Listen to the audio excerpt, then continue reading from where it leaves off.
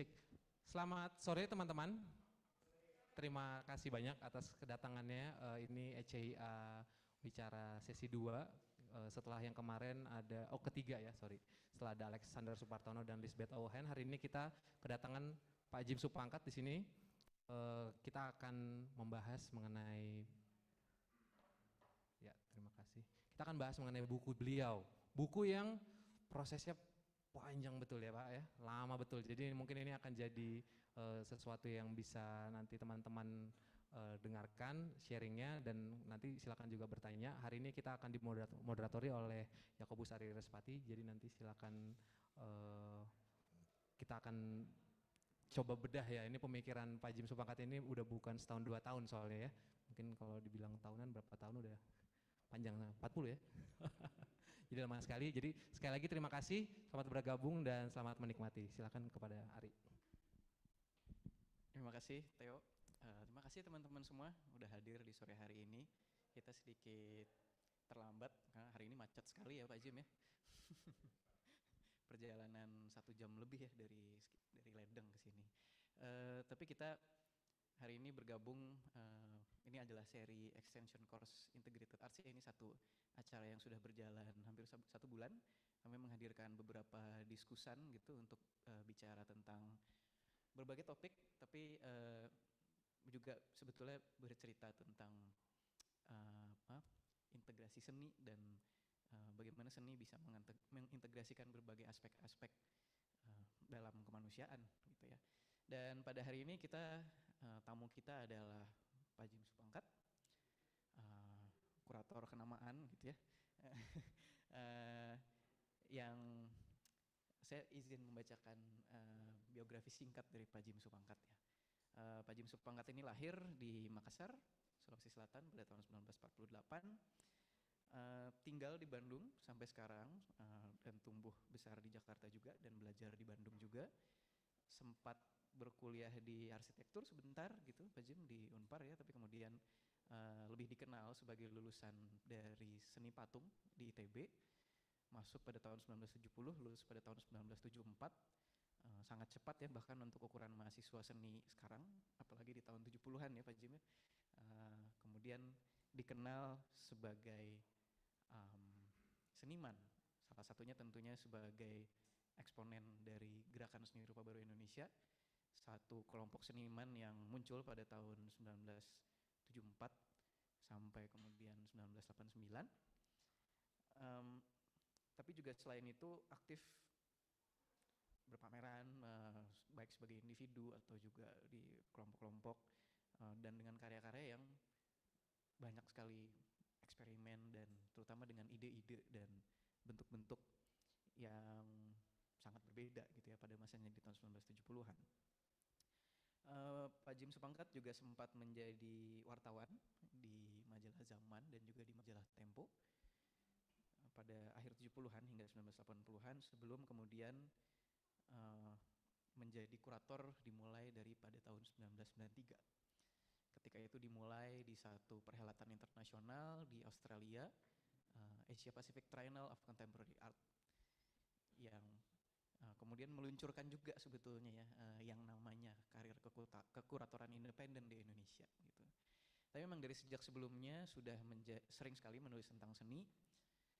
Dari sejak mahasiswa pun sudah ada beberapa tulisan yang hadir gitu ya, dan memang berbicara tentang kesenian, sejarah seni di Indonesia, seni rupa, tentang seniman, dan juga beberapa pemikiran tentang sumbangsih dan posisi dari aspek-aspek estetis dan juga pemikiran estetika di Indonesia gitu ya. Pak Jim juga dulu lulus dengan skripsi dan tugas akhir, yang juga salah satunya skripsinya di bawah bimbingan Romo Dik Hartoko waktu itu di Yogyakarta, berkaitan dengan estetika juga. Dan pemikiran-pemikirannya di sekitar tahun 90-an sampai tahun 2000, antara lain oleh Patrick Flores, seorang sejarawan seni Asia Tenggara, disebut menjadi master naratif dari sejarah seni rupa Indonesia dan juga dalam batasan tertentu membaca seni rupa Asia Tenggara gitu ya. pada hari ini Pak Jim Supangkat akan bicara mengenai, sebetulnya ini berangkat dari satu buku yang akan terbit ya Pak Jim ya. Ini sebetulnya adalah sebuah dummy. Kita juga akan melakukan peluncuran untuk buku ini pada tanggal 8 Desember nanti. Judulnya Seni Rupa Dunia Setelah 1 Abad Gagal Paham. Sudah disinggung tadi oleh Theo pengerjaannya.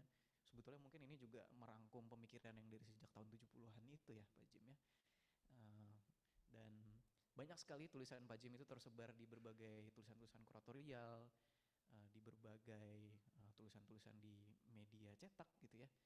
Tapi apakah ini buku pertama gitu Pak Jim yang ditulis sendiri? Mungkin iya ya, enggak juga sih ya. Tapi yang mungkin lebih utuh memang sekarang ini ya sebuah kesimpulan gitu. Tapi bukan hanya itu, memang untuk dalam hari ini kita juga akan membicarakan dari Pak Jim juga akan merespon memang ya seni di masa sekarang dan juga persoalan integrasi seni tadi gitu ya. Memang berangkat dari situ kita juga akan bicara apakah kita masih punya semacam tradisi seni tinggi gitu katakan, atau kita kadang sebut tradisi fine arts. Apakah seni rupa itu adalah yang paling utama dalam dunia kesenian kita di Indonesia? Apakah di dunia juga demikian? Sebetulnya apakah cara kita memaknai kata seni juga sama dengan cara memaknai art gitu ya? Apakah definisi dari seni itu sangat material, ataukah definisi dari seni itu sebetulnya sangat di dalam diri kita gitu ya? Ini kajian-kajian yang mungkin kalau kita baca dalam bahasa-bahasa asing banyak gitu ya. Tapi mungkin belum begitu banyak dalam bahasa Indonesia gitu. Ini adalah salah satu usaha untuk membaca itu, dan juga ini juga berangkat dari banyak pengalaman dan refleksi gitu ya, sebetulnya baik sebagai kurator dan juga sebagai seniman gitu. Nanti kita bisa ngobrol lebih lanjut tentang itu, dari mana saja pengalaman-pengalaman itu dan bagaimana. Tapi mungkin saya akan serahkan saja ke Pak Jim untuk memulai bincang-bincangnya hari ini ya sebetulnya Pak Jim. Mungkin kita bisa agak lebih santai sedikit juga, nanti silakan teman-teman kalau ada yang mau tanya. Paparannya mungkin tidak akan terlalu panjang dari Pak Jim, hanya sekitar 20-an menit. Setelah itu kita bisa masuk ke tanya jawab dan bisa lebih bebas gitu ya. Saya persilakan Pak Jim.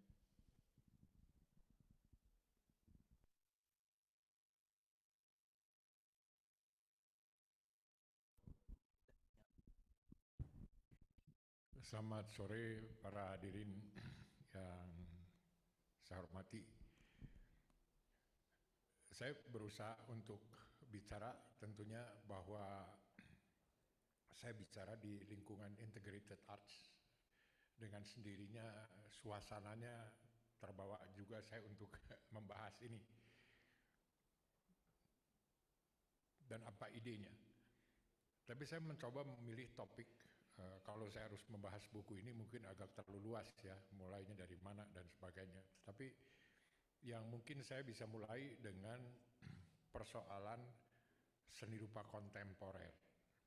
Seni rupa kontemporer dalam pengalaman saya itu mulai dibahas itu tahun 90-an ya. Jadi awal 93 itu mulai ribut orang tentang seni rupa kontemporer itu apa. Dan tidak mendapat tentunya tidak mendapat image yang jelas karena itu baru ya. Tetapi kalau saya lihat sampai sekarang ketika orang bicara seni rupa kontemporer itu tidak ada image yang kemudian menjadi jelas ya dibandingkan dengan tahun 90-an itu gitu. Nah sebenarnya seni rupa kontemporer di lingkup dunia ya. Buku saya ada kaitannya dengan perkembangan itu tentang seni rupa kontemporer itu. Jadi kalau diringkas pembicaraan saya maupun pemikiran saya bicara tentang seni rupa kontemporer itu tentunya merupakan dua hal buat saya ya. Seni rupa kontemporer di dalam lingkup dunia itu yang saya bahas di sini, yang saya sebutkan seni rupa dunia. Seni rupa dunia artinya ya seperti bahasa Inggris ya. Jadi bahasa Inggris itu kan bahasa internasional, bahasa dunia, dan seni rupa dunia ini adalah punya seluruh dunia otomatis. Itu satu, dan kemudian hal yang lain adalah seni rupa kontemporer di dalam pemahaman kita. Nah, yang harus saya kemukakan seni rupa kontemporer di dalam pemahaman kita, ini bukan hanya kita di Indonesia ya, tetapi harus mau tidak mau saya bagi dalam artian seni rupa kontemporer di luar dunia barat. Ini pembagian duanya. Saya kasih catatan sedikit yang memang saya singgung juga di buku saya adalah mulai dari tahun 2000-an gitu muncul di dunia itu pemahaman tentang seni rupa kontemporer seperti saya yang sudah sebutkan tadi ya, seni rupa kontemporer sebagai fenomena Eropa Barat dan Amerika Serikat. Saya harus tekankan ini memang sebutan di luar ya, bukan dari saya, itu disebutkan umumnya sejarawan dan orang-orang yang terlibat menyebutkan itu sebagai seni rupa kontemporer sebagai fenomena Eropa Barat dan Amerika Serikat. Jadi Eropa Timur pun tidak. Sebab sesudah Perang Dunia Kedua, Eropa Timur kan mempunyai perkembangan yang lain ya. Dan seni rupa kontemporer ini sesungguhnya cuma bisa dilihat tercermin pada Eropa Barat dan Amerika Serikat. Itu satu. Nah, tandanya adalah seni rupa kontemporer ini menunjukkan sebuah pemberontakan. Pemberontakan masyarakat barat terhadap sejarahnya sendiri. Jadi ada kesan bahwa masyarakat barat itu menyesali ya sejarah mereka karena sejarah dunia barat mulai dari zaman Yunani ya, sampai ke abad ke-20 itu adalah sejarah kekuasaan. Tentunya nanti detail bisa dicari sendiri ya, mungkin di kuliah juga sering ada.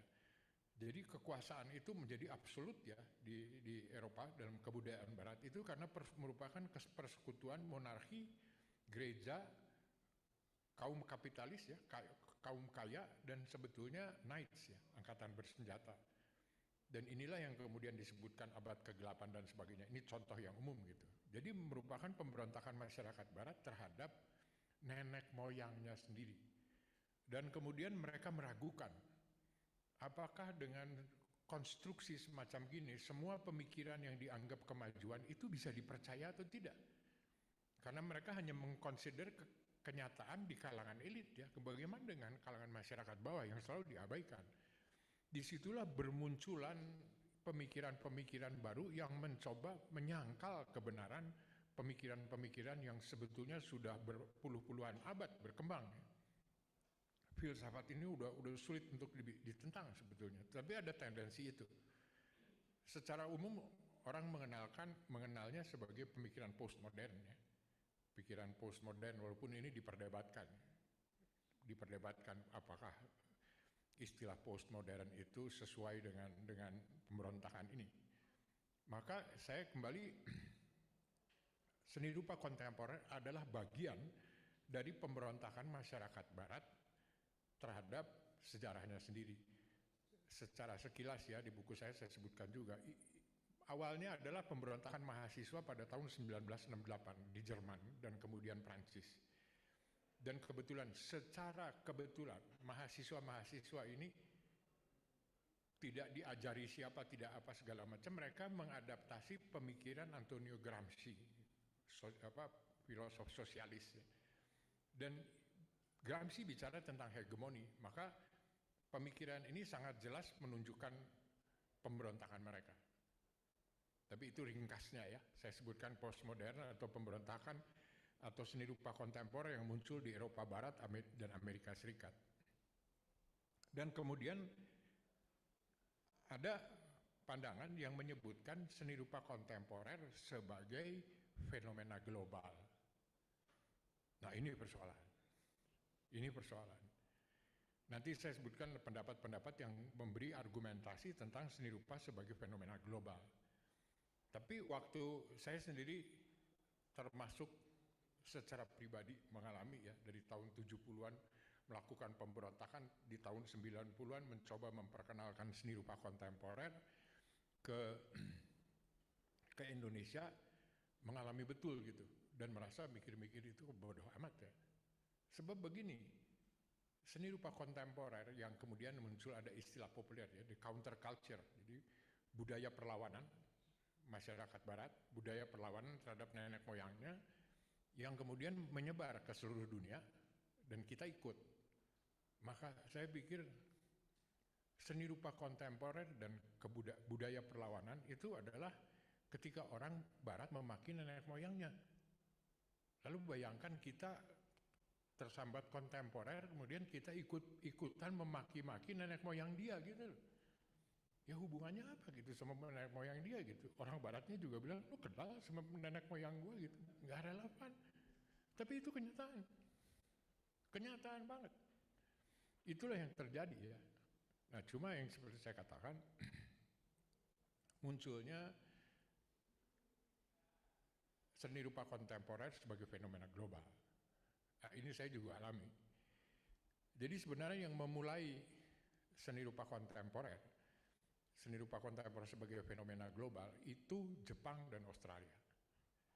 Jadi di masa-masa sampai tahun 90-an, tidak ada yang membayangkan di Eropa Barat dan Amerika Serikat bahwa di luar dunia Barat atau di luar Eropa Barat dan Amerika Serikat, seni rupa kontemporer itu ada. Nggak kebayang mereka. Jadi mereka bilang, apa kalian ngerti gitu.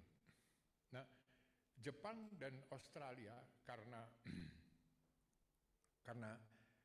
latar belakang politik negaranya ya, mungkin politiknya entah apalah saya nggak tahu gitu. Yang pasti Australia di tahun 90 itu mempunyai semangat menjadi bagian dari Asia. Maka mereka mempunyai macam-macam upaya. Dan Jepang juga. Nah mereka sebetulnya Australia dan Jepang ini sudah seperti bagian dunia barat. Mereka mengerti seni rupa kontemporer ya. Itu mengumpulkan orang-orang Asia dan khususnya Asia Tenggara gitu. Dikumpulkan dan mereka punya tekad politis untuk menyebutkan bahwa seni rupa kontemporer di Asia ada. Sedikit saya juga cantumkan di buku saya. Di tahun 90-an ya, di tahun 90-an itu di Eropa Barat, Amerika Serikat masih kuat image bahwa di Asia Tenggara segala macam itu masih hutan. Jadi kehidupannya masih tradisional, kemajuannya belum jelas lah. Nah, Jepang dan Australia karena kedudukan geografisnya kan nggak mungkin ngelihat bahwa Indonesia atau Asia itu masih kayak hutan. Mereka melihat realitas itu langsung. Jadi percaya bahwa seni rupa kontemporer itu ada. Dan mereka mulai memunculkan tahun 90-an seni rupa kontemporer yang mereka sebutkan seni rupa kontemporer Asia. Nah, muncul. Ini pengalaman saya pribadi ya, melihat itu. Yang kenyataan nanti saya breakdown. Untuk sementara sekarang fenomenal ya. Di Asia, Jepang dan Australia menemukan bahwa karya-karya seni rupa kontemporer ya di tahun 90-an tuh. 90-an itu sudah ada. Sudah ada karya-karya kontemporer. Jadi mereka bernafsu kontemporer itu ada. Ditampilkan ya. Antara lain yang mulai itu kan tahu ya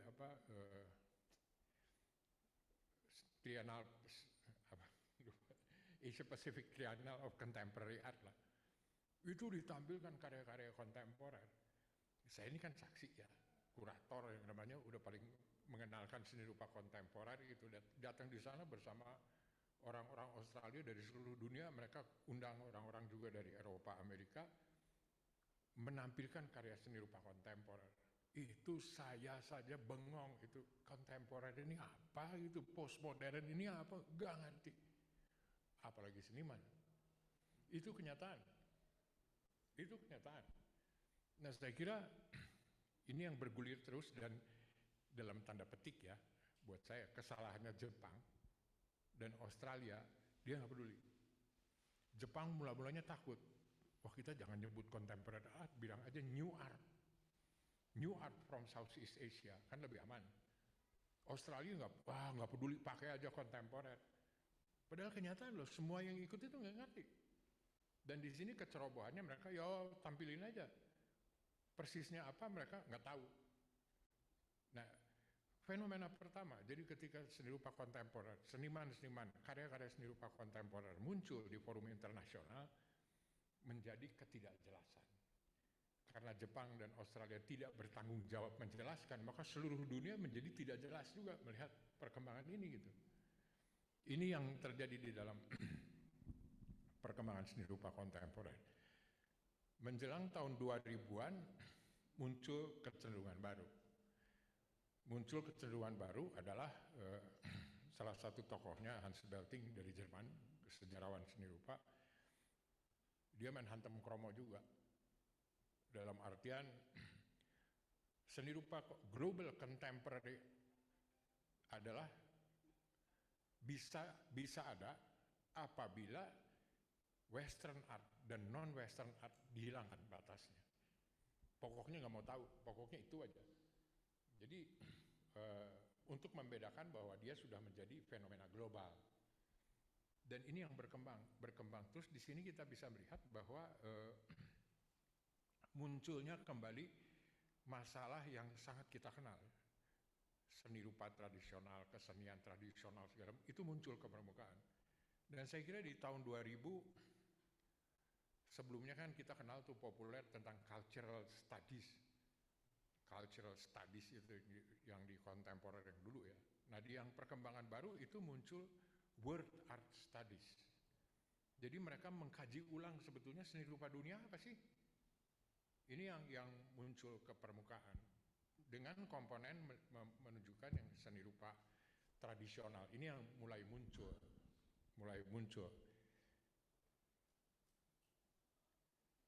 Terus apa lagi ya? Jadi saya mau mencoba loncat di dalam seni rupa dunia.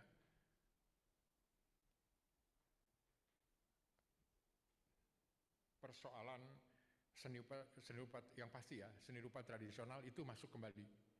Itu pertama. Kedua, muncul juga saya pintas ya, muncul juga pandangan-pandangan yang menyaksikan apakah seni rupa, saya harus kasih catatan dulu nih, bahwa seni rupa yang di kita ya, perkembangan menjadi seni rupa modern, kemudian menjadi seni rupa kontemporer, dan kita kenal sekarang ini, itu adalah seni rupa dalam bingkai barat. Jadi kalau misalnya Hans Belting mengatakan batas antara seni rupa dalam bingkai barat dan seni rupa yang non-barat itu harus hapus. Nah, maka mau nggak mau kita kan jadi bicara tentang seni rupa dalam bingkai barat kan. Mau nggak mau, itulah yang terjadi pada kita. Ya. Sekarang yang paling dramatik di Bali. Di Bali itu kan seniman-senimannya itu seni rupa kontemporer, ya sekarang nggak ada seni rupa di Bali. Kamu tuh tradisional nggak mau, seniman-seniman saya kontemporer. Mereka dalam kontemporer, tapi berjarak dengan tradisinya. Nah, kita kan nggak sanksi ini, namanya orang-orang Bali bakatnya luar biasa, karyanya luar biasa, latar belakang budayanya luar biasa di Bali itu. Tapi kalau kita bandingin ya, seniman-seniman Bali, seniman kontemporer Bali nih sama seniman kontemporer Bandung, Jakarta, Jogja, itu underdog banget. Sampai nggak tega orang-orang ngomongnya, itu nggak ada apa-apanya tuh seni rupa kontemporer Bali itu. Padahal latar belakang budayanya luar biasa kan. Nah ini yang mulai dipersoalkan dalam seni rupa dunia. Maka dicapai kesepakatan bahwa seni rupa dunia adalah seni rupa dalam bingkai barat. Nah yang sensasional adalah saya kira sudah banyak yang kenal juga ya, sejarawan seni rupa James Elkins. Dia sebetulnya cuma ngegali-gali waktu ada seminar di Irlandia, dia menggali-gali database dari sana tentang pendidikan sejarah seni rupa. Utak-atik dia kan tahu ya, utak-atik sana segala macam. Dia mengeluarkan kesimpulan bahwa sejarah barat yang sampai sekarang sebetulnya dikenal sebagai dasar seni rupa dunia, ternyata tidak dipahami di luar dunia barat. Bayangin aja tuh, udah lama. Dia ngomong teoritis ya, banyak teman-teman sejarawan dia yang sanksi itu, apa benar sih kamu ngomong seperti gitu? Kalau saya mah langsung ngebenerin. Oh bayangin aja sejarah seni rupa, ya kan saya sering sebutkan ya, sejarah seni rupa di sana itu kan sebuah fakultas sendiri ya, itu jadi ukuran mereka. Dari tingkat 1 sampai tingkat akhir belajarnya teori di seluruh sejarah. Nah di kita kan sejarah seni rupa ini saya kira banyak anak-anak seni rupa kan nih. pelajarannya cuma 4 semester, 2 semester gurunya bolos, 1 semester cuma dapat sampai Mesopotamia, yang keduanya bolos lagi cuma dapat impresionisme aja, enggak, udah langsung kubis gitu. Bagaimana mau tahu sejarah seni rupa? Dan pelajaran itu sama sekali dibahas bahwa pelajaran semacam ini bukan pengetahuan sejarah. Maka di situ kita bisa melihat bahwa bingkai seni rupa barat sebagai dasar seni rupa dunia itu pincang. Di luar dunia barat tidak dipahami. Saya tambahkan lah ya, bukan untuk menguatkan kebedaan di tradisi barat. Sejarah seni rupa ini kan dasarnya, tapi kemudian yang menjadi bagian integral dari sejarah ini adalah museum. Museum itu adalah kemudian koleksi-koleksi dari seluruh sejarah dari zaman Yunani, karya-karya besar apa segala macam gitu. Ini kan juga mustahil untuk bisa ada di luar dunia barat ya. Jepang itu pernah mencoba memburu museum. Sampai ada pertumbuhan bisa sampai 200 gitu per tahun, segala museum ya, bukan hanya museum seni rupa. Dia buru. Mau berapapun dia buat museum. Koleksinya dari mana? Koleksi sejarah museum sana kan nggak mau ngasih koleksi ini dibagi sama Jepang. Bikinlah itu yang namanya pedagang-pedagang Western Masters itu dijualin ke Jepang. Dibeli itu sama museum-museum swasta Jepang. Tapi ini yang sampai ke Jepang itu kan cuma sisaan-sisaan sejarah. Bagaimana mau melihat sejarah? Maka dalam totalitas untuk menyebutkan bahwa tradisi barat itu sebagai dasar seni rupa dunia, mustahil. Sekarang kita makin ngerasa makin mustahil. Bagaimana mungkin kita mau belajar, katakanlah ya, ada yang menjadi salah satu fenomena waktu saya alami di Australia, perasaan Indonesia tuh goblok amat ya. Kalau dilihat situ Thailand, hebat ngomongnya gitu. Singapura, Tiki Sabapati ngomongnya hebat. Sompon Rothbun dari Siam hebat ngomongnya. Mereka itu adalah sejarawan seni rupa yang dididik di barat. Nah saya pendidikan sejarah seni rupa yang kacau balau 4 semester itu rasanya goblok banget itu. Postmodern gak ngerti, sejarah seni rupa gak ngerti. Tapi saya rasa yang seperti saya banyak tuh, Vietnam segala macam itu mah udah nggak berani ngomong, bahasa Inggris saya jelek apa segala macam. Lu ngomong nggak tahu aja. Pasti lebih banyak saya. Jumlah yang belajar di luar negeri itu berapa gelintir sih? Dan dari sana saya ngobrol-ngobrol, nggak fairnya nih ya, Mas Bambang, nggak fairnya nih ngobrol sama Sompun, ngobrol sama Apinan Posyanada. Ngomong-ngomong kamu tesisnya di situ bikin tesis apa tuh tentang sejarah barat? Saya pengen tahu lu pengetahuan lu barat kayak apa. Pak ya sama di sana. Kita didesak suruh bikin sejarah seni rupanya tentang ancient.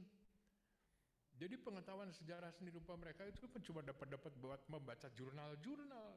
Tesis mereka semua tentang ancient. Jadi di barat mereka memberikan pendidik PhD untuk seni rupa. Lu ambilnya yang tradisional. Barat mereka tidak, udah nggak mungkin kalian paham. Itu kondisinya. Jadi bagaimana tradisi barat ini bisa menjadi tradisi di luar dunia barat kan? Nah, patut saya kemukakan bahwa apa yang disebutkan tradisi dalam bingkai barat itu satu yang pasti harus ditekankan, itu tradisi fine art. Ya kita mungkin nggak bisa membahas sampai habis ya, tapi tradisi fine art itu pada dasarnya membedakan kesenian yang punya nilai dibandingkan dengan seni rupa yang punya nilai dengan seni rupa keseharian. Jadi seni rupa yang mereka sebutnya dibuat karena spiritual calling, jadi nggak ada niat bikin apa-apa gitu. Nah seni rupa yang lain itu punya motif jualan dan sebagainya gitu. Itu tradisi fine art. Nah kemudian tradisi fine art di sana itu udah sering lah kita kan semua tahu itu terdiri dari seni patung, seni lukis dan seni grafis. Ini yang kemudian menjadi pokok atau dasar seni rupa dunia. Dan saya tambahkan kemudian dari sana adalah kepercayaan pada dunia material. Dan kepercayaan pada dunia material ini paralel dengan perkembangan masyarakat barat ya. Perkembangan masyarakat barat itu percaya pada kebenaran material lah. Dan makin lama makin ekstrem. Jadi representasi pertama ketika mereka mencoba meniru realitas, waktu impresionisme itu mendapat pembenaran ilmu pengetahuan dari teori optik, dan semakin ekstrem ke sebelah sana itu menghilangkan aspek realitas ya, menghilangkan aspek ya ringkasnya itu pasti banyak yang udah dengar ya, warna itu dilihat sebagai warna, bentuk itu dilihat sebagai bentuk. Jadi materialitas itu menjadi sangat utama. Maka dalam perkembangan terakhir, di seni rupa modern, ini bagian penting ya, mereka menyebutkan, tidak pernah menyebutkan ya, saya menyimpulkan sendiri, tapi setelah 40 tahun nggak ngerti betul apa yang mereka mau, mereka tidak jelaskan. Tapi bahwa seni rupa adalah ungkapan esensial dari kesenian. Nggak pernah dengar kan? Ini pendapat mereka. Jadi seni rupa adalah ungkapan esensial dari kesenian. Jadi di sana kita bisa melihat bahwa seni rupa itu utama. Bagian kesenian-kesenian yang lain tidak utama. Sebetulnya ini muncul dalam berbagai tradisi ya, dimulai dalam tradisi barat. Tapi kita kan terima di ujungnya waktu mereka bicara begitu, bicara bahwa yang penting itu material. Terus terang aja saya waktu itu belum sampai berani bertanya ya, tetapi mendapat kesan sih. Jadi kalau misalnya saya nanya, kamu bilang seni rupa itu utama, kesenian yang lain gimana gitu? Enggak, fairnya jawaban saya suka bergurau tuh. Kalau di masa sekarang kalau menjawab pertanyaan saya, dia akan bilangnya emangnya gue pikirin. Itu kan tambah bingung tuh ngadepin kayak begitu tuh. Dan mereka memang juga tidak menjelaskan kenapa ini material itu merupakan keutamaan. Itu seluruh perkembangan barat kita mesti melihat. Nah di sanalah kita bisa melihat bahwa saya kemarin menyebutkan juga sama Ari bagaimana triggering ya. Ini kita mencoba membahas bagian-bagian yang gak masuk akal lah untuk kita jadiin masuk akal kan. Jadi buat orang barat kesenian itu adalah bagian dari seni rupa. Kan esensinya seni rupa kan. Kesenian-kesenian yang lain namanya ikutan. Cuma ikutan. Saya bayangkan ini kan saya mencoba menyimpulkan mereka setelah 40 tahun bingung. Dan saya kira nggak ada yang nggak bisa lain ya. Di kita kan itu nggak beredar. Nggak beredar. Saya berani jamin di sini seruangan ini ada nggak yang merasa bahwa itu masuk akal? Nggak ada kan? Bahwa kesenian itu semua adalah bagian dari seni rupa. Nggak ada yang masuk akal gitu. Nah cuma kan kita tidak menyadari bahwa mereka berpikir begitu kan. Jadi apa yang dari bingkai barat kita jalanin aja tanpa sesungguhnya mengerti itu. Sebetulnya kalau ditanya begitu, enggak. Nah saya meminta sedikit ya, bahwa istilah seni di kita itu sebaliknya. Seni rupa adalah bagian dari kesenian gitu kan. Saya tanya sebagian besar dari kita kan berpendapat begitu kan. Orang barat nggak berpikir begitu. Kita berpikir bahwa material itu salah satu ungkapan aja gitu dari kesenian dan itu merupakan sensibilitas. Saya pintas lagi juga sedikit mencoba mengejarnya. Saya pintas juga sedikit.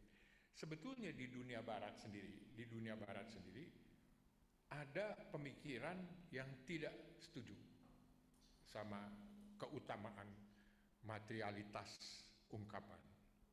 Nah cuma pemikiran ini tenggelam.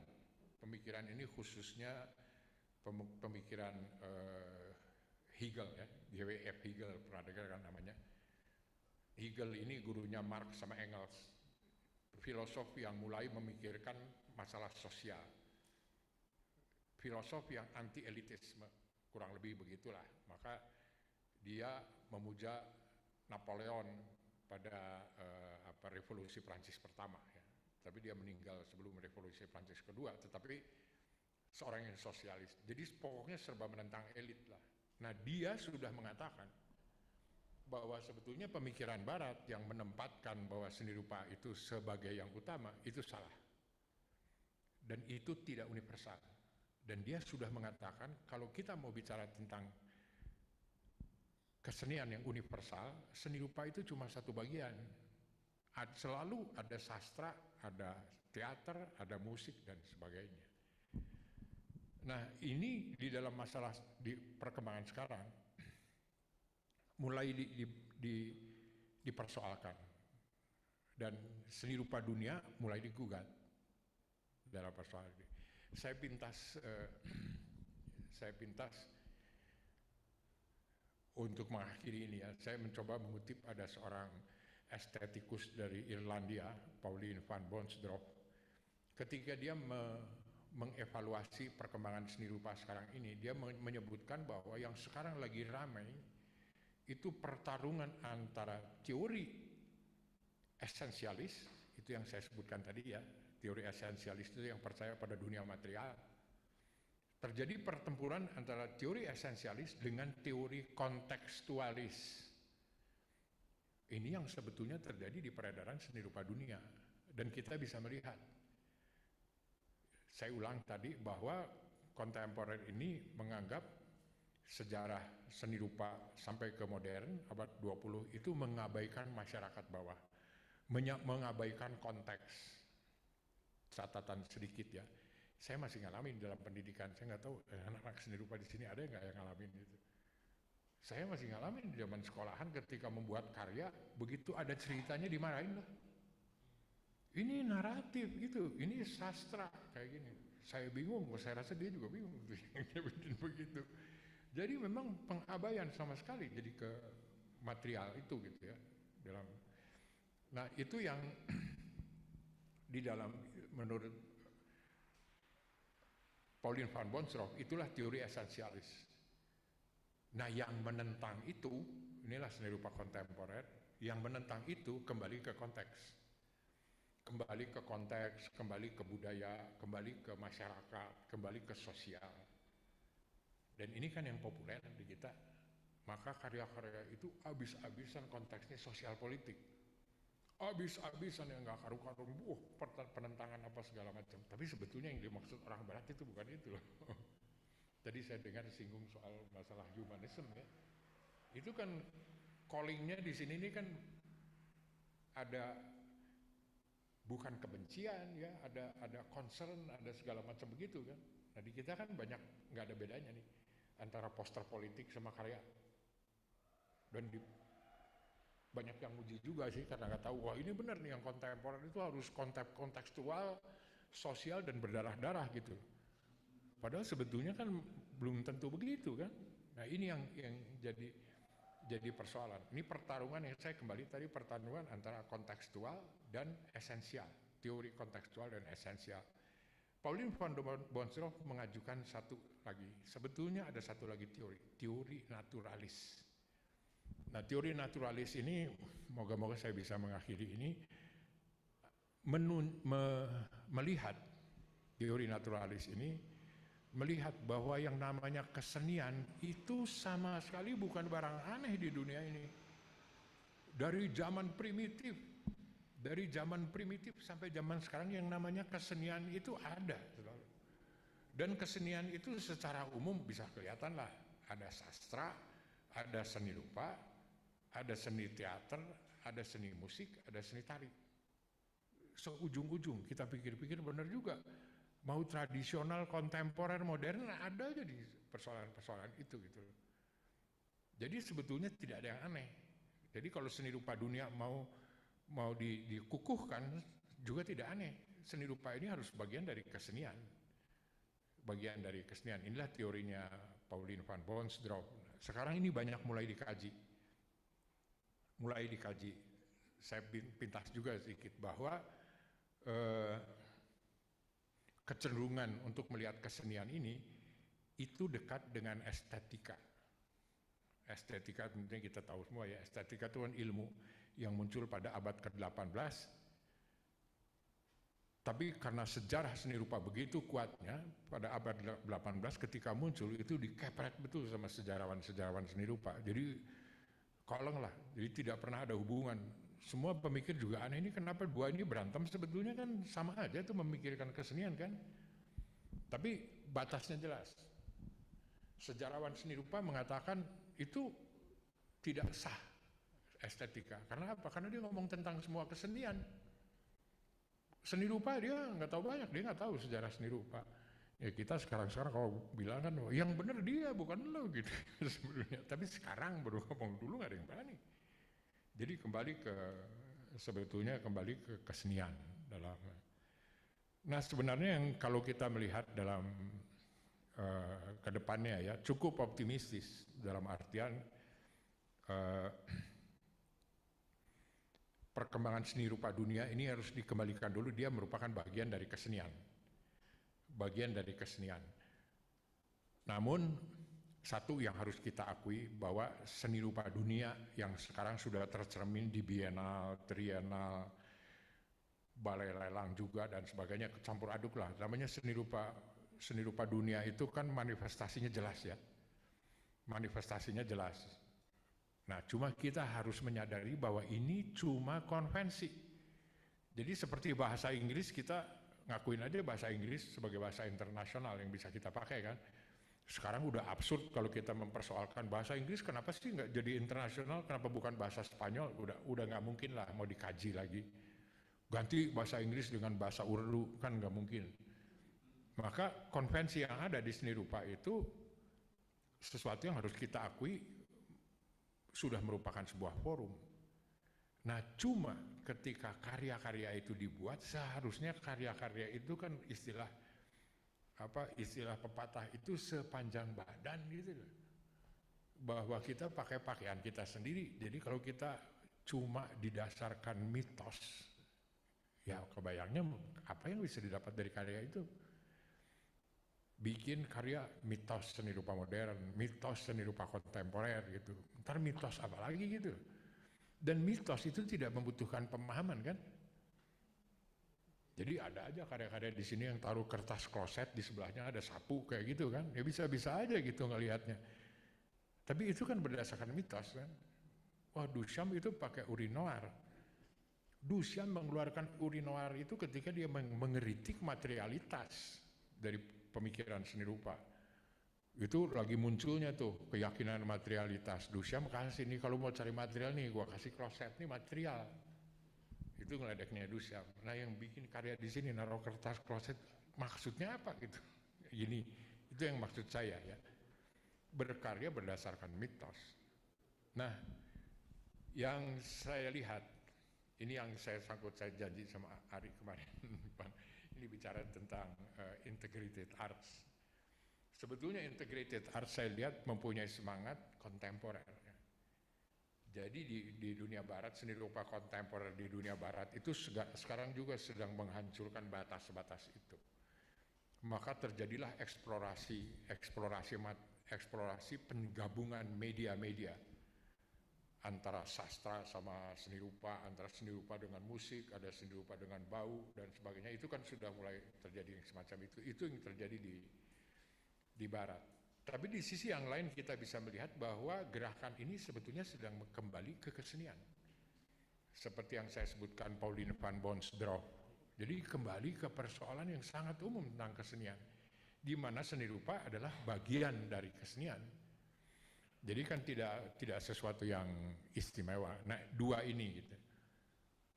Nah, integrated arts itu adalah saya rasa nih ya berangkat dari seni rupa kontemporer yang mencoba menggabungkan media-media itu.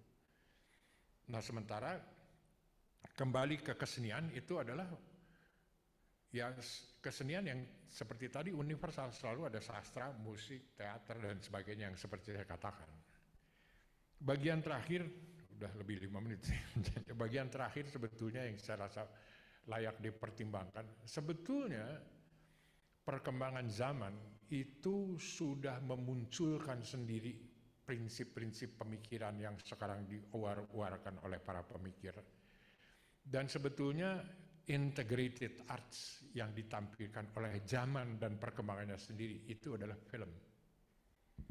Film itu jelas, ada sastranya, ceritanya, ada teaternya, ada musiknya, ada visual seni rupanya, ada tekniknya. Kalau dipikirin pertunjukan wayang kulit sama film kan sama aja. Jadi sebetulnya dia kembali. Dan sebetulnya kalau kita melihat munculnya film di perkembangan kebudayaan, munculnya film itu tidak sendiri ya. Munculnya film itu sejak mulai antara Perang Dunia Pertama dan Kedua, itu munculnya komik, kebudayaan pop, ilustrasi. Kalau pernah dengar Norman Rockwell, ya, ilustrasinya kan bagus-bagus tuh. Itu sebetulnya turun ke bawah, ke masyarakat, dan film adalah bagian dari situ. Mulainya dari pemberitaan ke komik. Jadi komik itu adalah bagian dari sejarah ini, dari komik ke film. Ini sebetulnya integrated arts. Dan itu zaman yang membuat. Dan dia sebetulnya berkaitan sekali dengan upaya sejumlah seniman dan juga masyarakat untuk mengembalikan kesenian pada masyarakat banyak. Ya akhir kata tentunya oleh kalangan elit dikecam. Clement Greenberg, kritikus paling berpengaruh di masa itu menyebutkan yang kaum bawah itu kitsch, itu low art.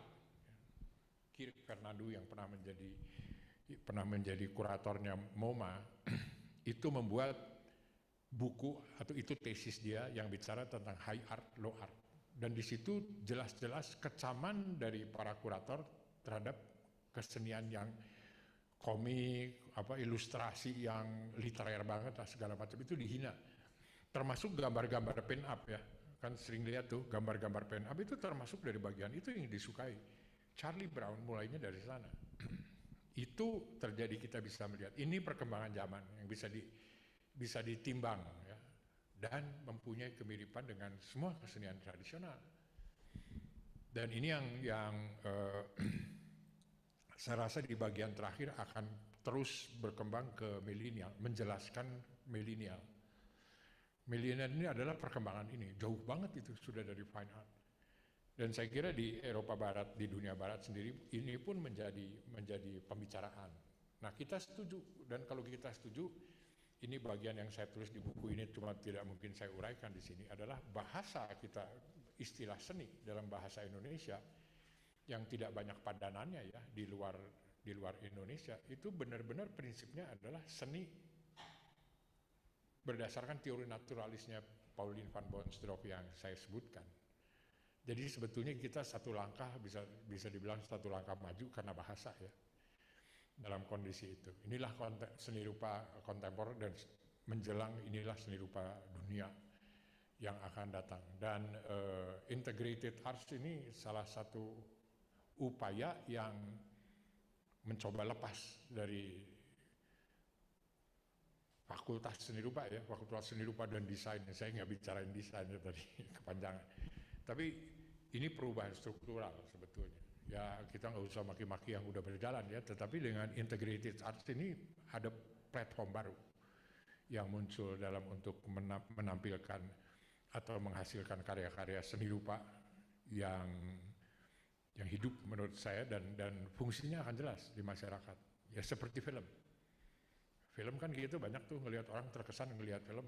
Wah jadi bahan pembicaraan. Keluar dari bioskop itu diskusi. Tapi pameran-pameran itu kan jarang tuh. Orang sampai begitu terkesannya ngelihat seperti nonton film gitu. Nggak ada tuh. Pameran mesti ngelihatnya apa gitu. Nah, ini masa depan yang menjanjikan menurut saya. Perkembangan seni rupa kita. Sekian, terima kasih. Terima kasih Pak Jim.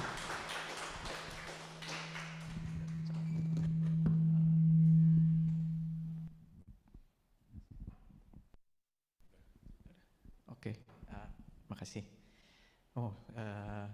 Cukup ekstensif tadi ya dari Pak Jim penjelasannya. Saya mungkin kalau boleh menyimpulkan sedikit, sebetulnya kita bicara dari kondisi belakangan ya Pak Jim ya. Ketika memang sebetulnya kondisi keadaan seni sekarang ini di mana sih gitu ya. apakah seni yang kita praktekkan ini sudah kita definisikan sendiri atau belum gitu. Tadi Pak Jim arahnya juga bicara bahwa ini sebetulnya mulai dari sebuah tradisi fine arts ya, kalau dalam bahasa Inggris kadang-kadang bisa kita sebut sebagai seni tinggi mungkin, atau sebetulnya seni rupa saja gitu ya. Seni rupa yang kalau dalam bahasa Inggris mungkin kita memang bicara art, orang langsung kebayangnya seni rupa gitu, yang sebetulnya artnya adalah fine arts gitu, apalagi kan tradisi yang mungkin kalau saya boleh mengutip dari Théophile Gautier gitu ya, seni yang menjadi semacam sendirinya menjadi semacam agama gitu ya, yang mencari nilai-nilai transformatif, nilai transenden gitu dari seni, walaupun bukan untuk agama gitu ya, yang mengangkat itu jadi di atas persoalan-persoalan dunia nyata, isu-isu sosial dan politik gitu misalnya, dan lain-lain gitu. Walaupun pada perkembangannya memang Pak Jim juga sebetulnya banyak menulis tentang fenomena-fenomena avant-garde gitu ya sebetulnya, yang kemudian selalu memberontak untuk memperbaharui kesenian gitu, yang kita sampai ke titik memang seni, kalau sudah memikirkan seni maka sudah menjadi seni misalnya. Persoalannya adalah di konsep, persoalannya memang sudah menjadi filosofis dan seterusnya gitu, yang kemudian di dalam perkembangan global sebetulnya itu yang diserap antara lain ke dunia kita di Indonesia gitu ya. Tanpa sadar itu yang sebetulnya mendasari praktek yang orang bilang jadi seni rupa gitu. Tapi ternyata ada semacam jarak gitu ya mungkin Pak Jim, dari antara kita membahasakan yang namanya seni rupa dalam bahasa Indonesia dengan kita memang ngomong seni dalam bahasa Indonesia gitu ya. Saya ingat dulu Pak Jim mungkin sering mengangkat istilah kagunan gitu misalnya, satu istilah yang diduga sebagai sinonim gitu ya dari seni rupa atau sebagai fine art gitu. Dan seingat saya buku ini juga salah satunya sebetulnya lahir dari investigasi terhadap istilah itu gitu ya. Dan ini satu istilah yang menarik juga karena saya pikir sudah ditulis di sini ya, bahwa itu sebetulnya penemuan modern istilah kagunan ini gitu ya. Jadi membayangkan bahwa itu sebetulnya istilah dalam bahasa Jawa tapi yang sudah terpengaruh keraton, yang sudah terpengaruh barat gitu ya. Sebenarnya di sini kita bicara soal serapan-serapan gitu ya. Praktek seni kita tuh yang mana? Apakah kita sudah memang menganggap seni itu adalah bagian yang persoalan di dalam jiwa gitu sebetulnya secara fenomena, ataukah sebetulnya ini seni yang mengikuti aturan-aturan tertentu gitu ya. Seni modern itu kan sebetulnya adalah seni yang kemudian meloncat dari tradisi itu gitu ya Pak Jim, yang kemudian cara mendefinisikan dirinya untuk menjadi kini adalah yang mencari kebaruan yang terus sampai nggak ada habisnya gitu ya sebetulnya. Mungkin sebetulnya Pak Jim juga berangkat dari berada di tengah-tengah pusaran kebaruan itu gitu ya, sebagai seniman dan sebagai kurator gitu ya, di tahun 70-an dan di tahun 90-an. Jadi sebetulnya hari ini kita bicara tentang refleksi seorang praktisi kesenian sebetulnya ya Pak Jim, baik itu di beberapa periode gitu. Dan selain itu juga memang ada jarak dari antara praktek yang cukup ramai gitu ya, cukup riuh, terlibat di internasional, barangkali mungkin sampai sekarang kita lihat di seni rupa, Ruang Rupa gitu misalnya menjadi kurator dari Dokumenta gitu ya kemarin dengan segala keramaiannya gitu, praktek jalan terus gitu ya. Tapi sebetulnya semacam ada kegelisahan mungkin Pak Jim ya, sebetulnya kita praktek sangat banyak tapi sebetulnya yang mana sih gitu ya. Mungkin tadi satu penjelasan yang padat gitu ya, tapi kita tuh sebetulnya ada di tengah-tengah mitos gitu ya. Kita ada di tengah-tengah mitos tradisi fine arts, tapi dan juga di sisi lain sebetulnya kita punya tawaran dari istilah kesenian yang sebetulnya malah lebih indrawi gitu ya mungkin Pak Jim, lebih berdasarkan imaji yang bisa kita tangkap berdasarkan indera-indera kita, dan itu justru keunggulan yang dipunyai orang Indonesia mungkin kalau bisa saya simpulkan, yang justru karena kita punya definisi itu prakteknya jadi bisa lebih cair. Dan sebetulnya ketika dunia barat sedang mau membongkar praktek kesenian supaya memang kembali ke situ, supaya bisa kembali ke berbagai indera lebih umum dan bisa menjadi sama-sama luas, umum, dialami, sama-sama dipahami gitu ya. Saya ingat tadi malam saya teleponan dulu dengan Pak Jim untuk bahas hari ini, dan sebetulnya justru yang kita butuhkan adalah mengembalikan seni yang bisa dipahami dalam artian dirasakan oleh semua orang gitu kan ya. Dan itu adanya di kesenian bukan di seni rupa gitu, karena seni rupa itu sangat khusus gitu ya. Seni rupa sama dengan fine arts gitu singkatnya. Dan itu memang yang kita tidak paham gitu. Kita bisa sampai berbusa-busa beberapa bulan lagi bicara tentang fine arts-nya, dan pasti kita akan singkatnya selalu menemukan jarak dengan pengalaman umum yang di kita gitu ya. Mungkin itu tawaran diskusi sebetulnya Pak Jim ya, bukan sebuah kesimpulan gitu ya, tapi dari refleksinya demikian gitu ya. Mungkin saya mau apakah ada pertanyaan dari dari Pak Bambang, silakan. Sebentar. Nanti tolong kalau mau bertanya lewat mic biar terekam ya. Jadi tolong dioper-oper mic. Terima kasih. Iya, uraian yang menarik Mas Jim.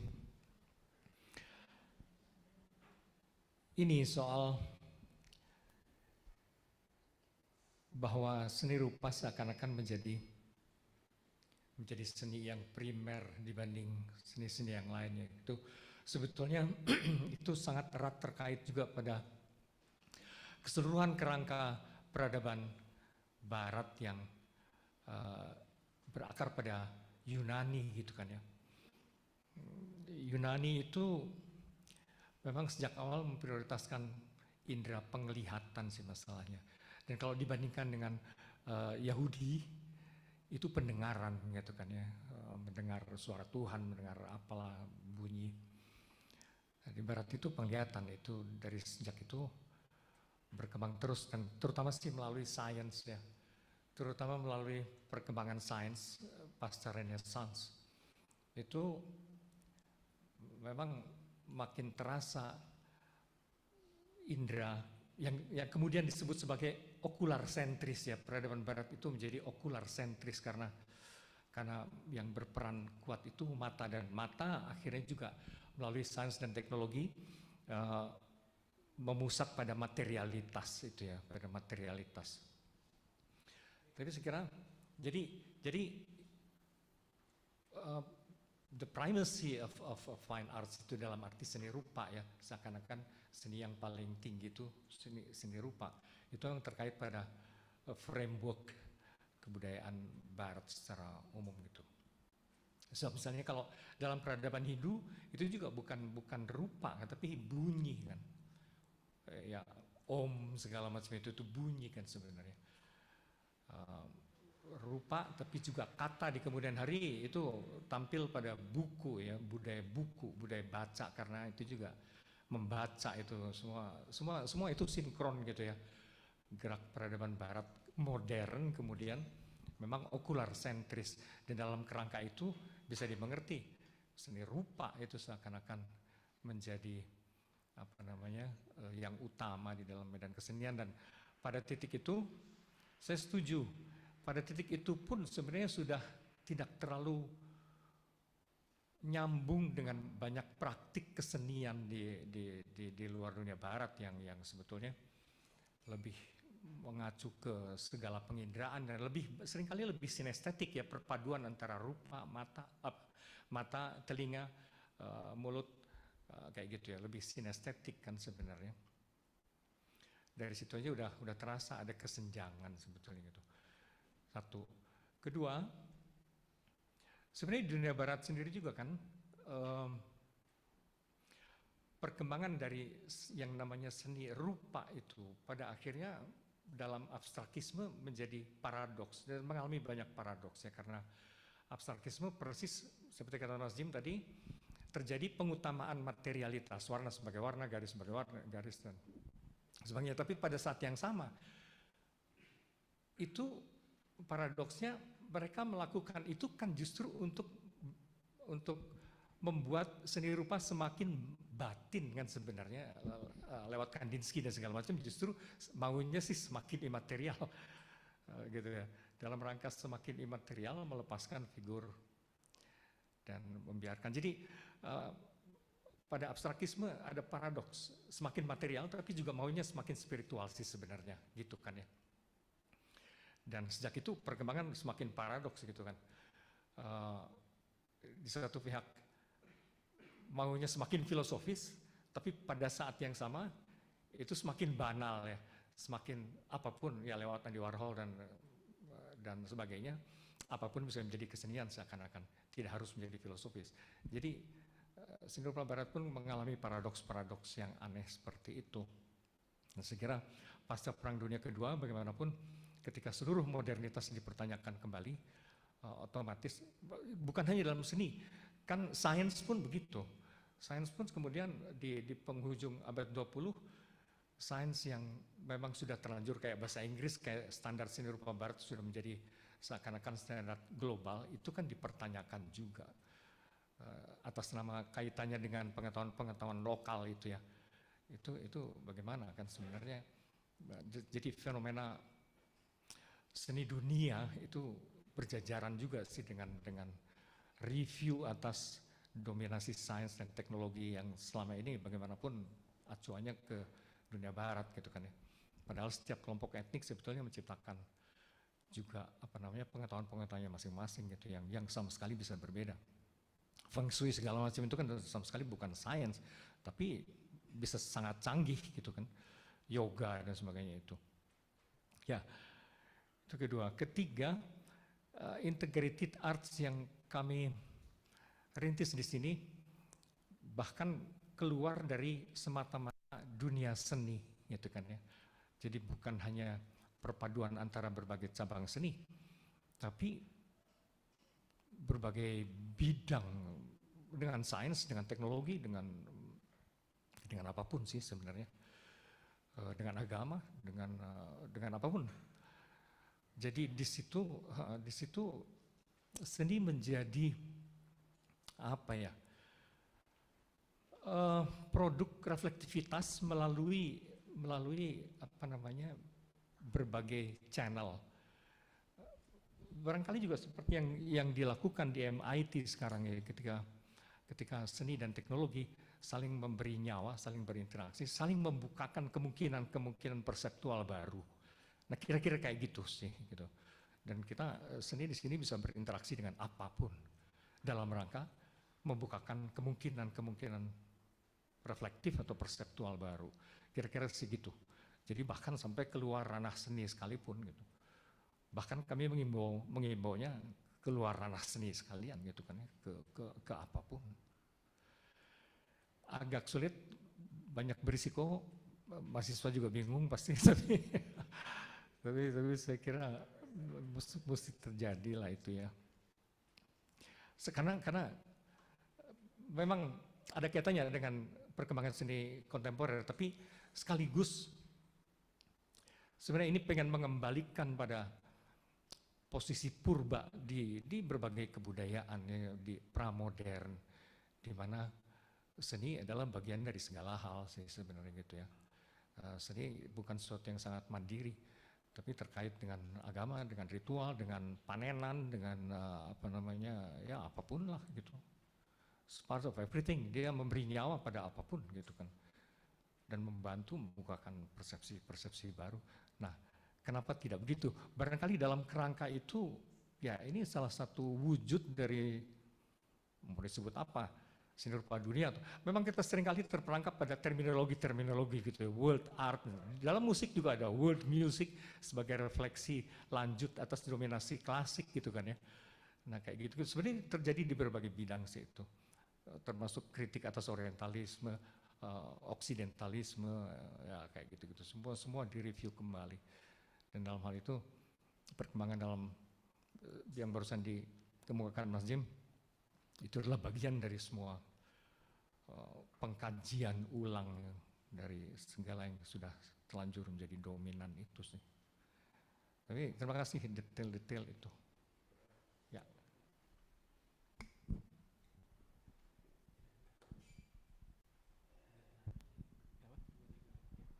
Terima kasih Pak Bambang. Saya akan lempar dulu mungkin kalau dari teman-teman ada pertanyaan. Terima kasih Pak Bambang untuk tanggapannya tadi ya. Mas Bayu, silakan. Kita tampung ada lagi sekaligus mungkin kalau kita ada Mas Bayu dulu aja ya. Oke.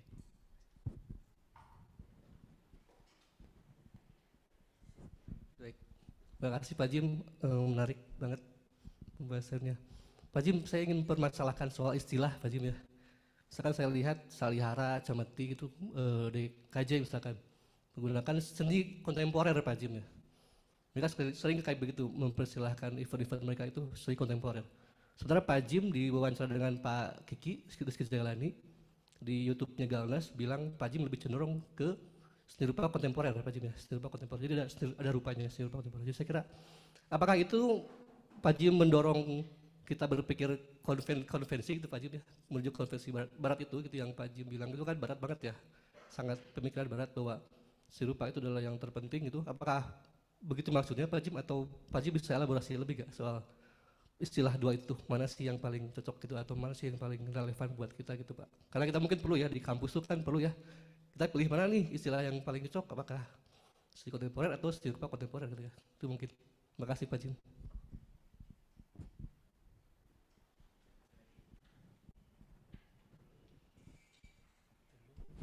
Mungkin boleh Pak Jim ya ditanggap, ya karena kan mungkin kita lagi bicara membongkar seni rupa itu ya. Apakah kalau gitu kita masih pakai seni rupa kontemporer dulu atau langsung kita tembak nih seni kontemporer?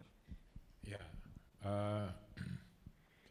oke, saya hanya mereview sedikit ya, mengenang masa lalu. Waktu pernah saya mengenalkan seni rupa kontemporer pada tahun 93. Itu seni kontemporer tahu sendiri lah ya, dimaki-maki habis, itu udah sampah luar biasa. Saya mati-matian untuk mencoba menjelaskan seni rupa kontemporer ini jangan dimaki-maki. Karena di dalam perkembangan seni rupa kontemporer ini peluang kita untuk muncul. Itu kan. Udah di modern itu mah udah nggak mungkin lah.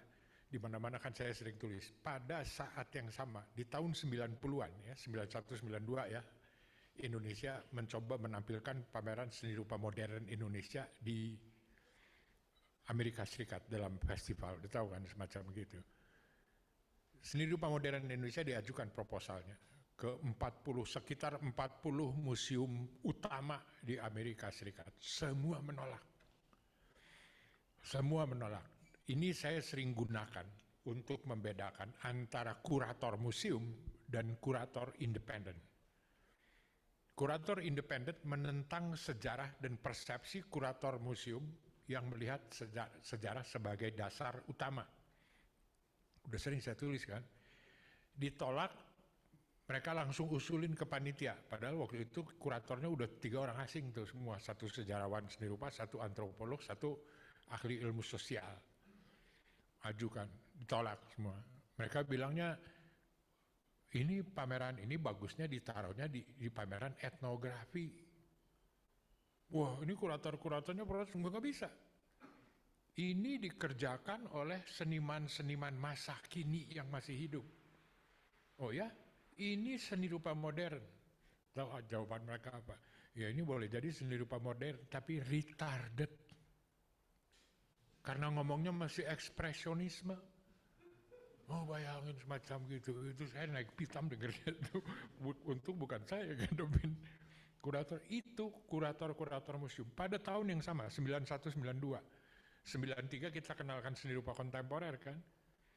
Dan itu di masa-masa itu catatan saya, yang menghadapi itu bukan cuma kita. Satu lagi Thailand.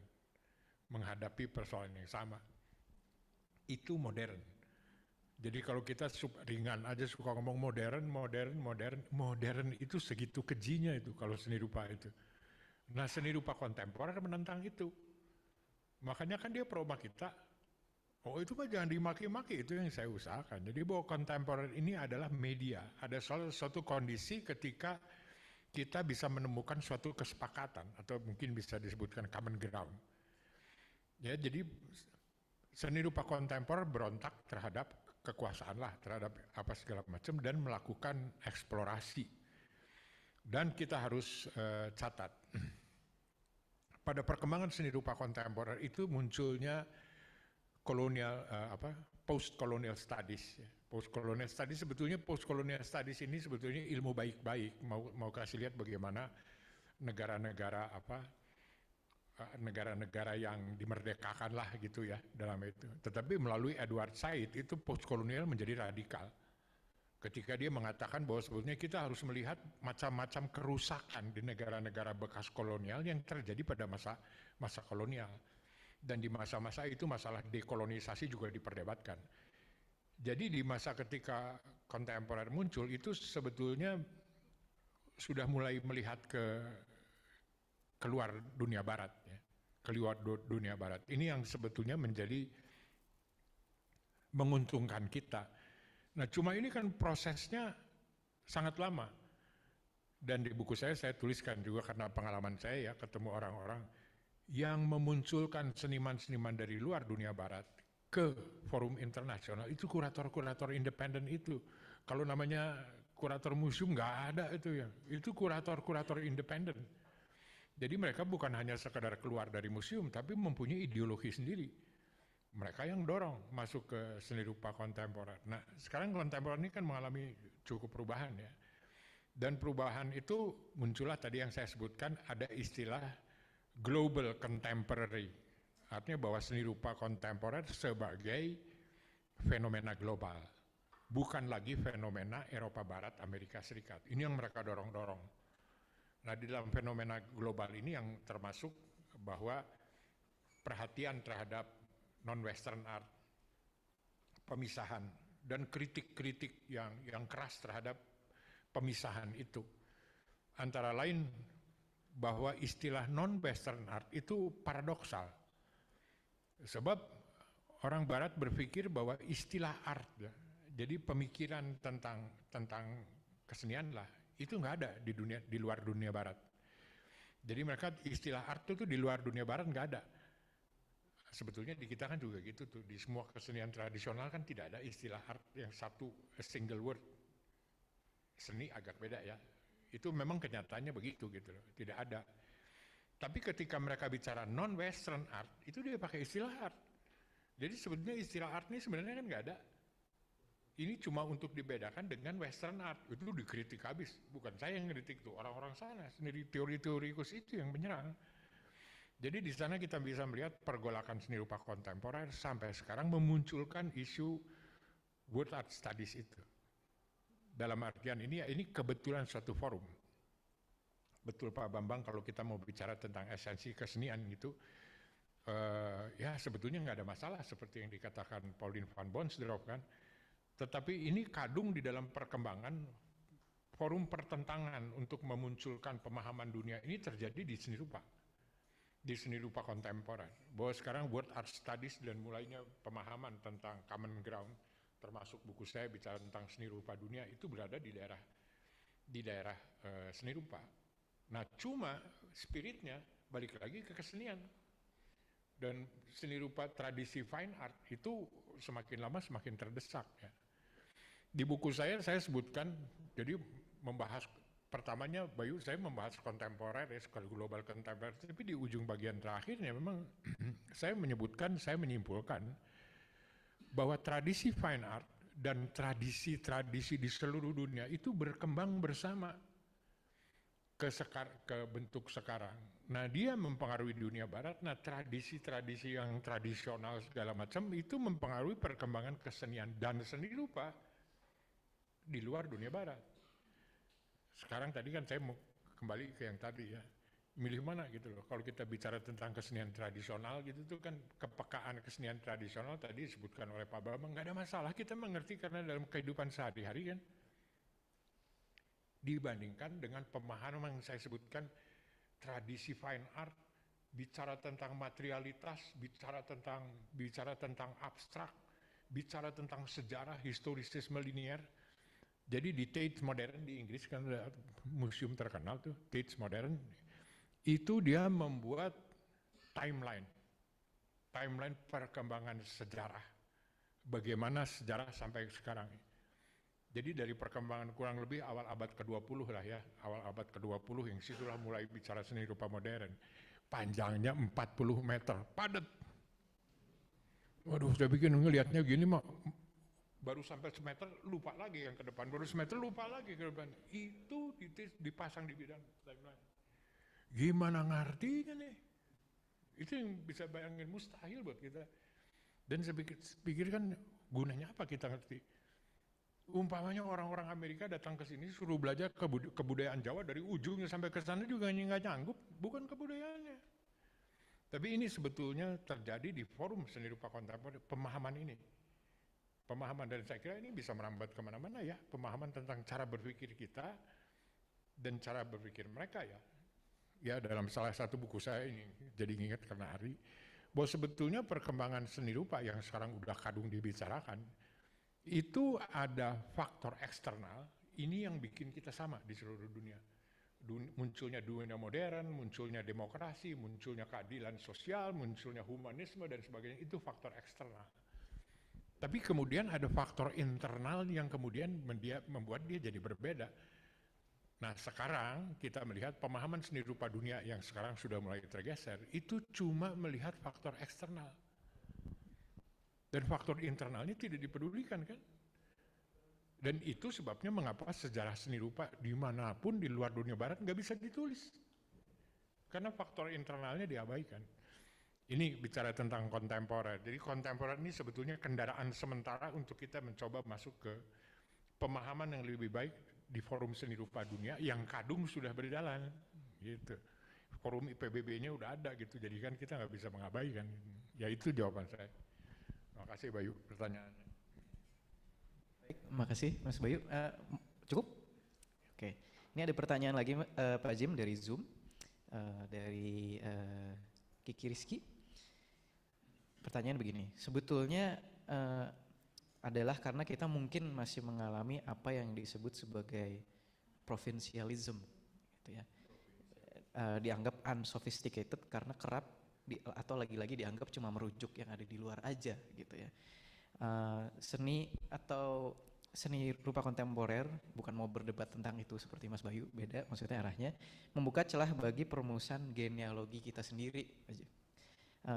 Terutama karena sifatnya yang plural dan relatif. Bagaimana menurut Pak Jim? Saya mungkin mau menambahkan sedikit juga.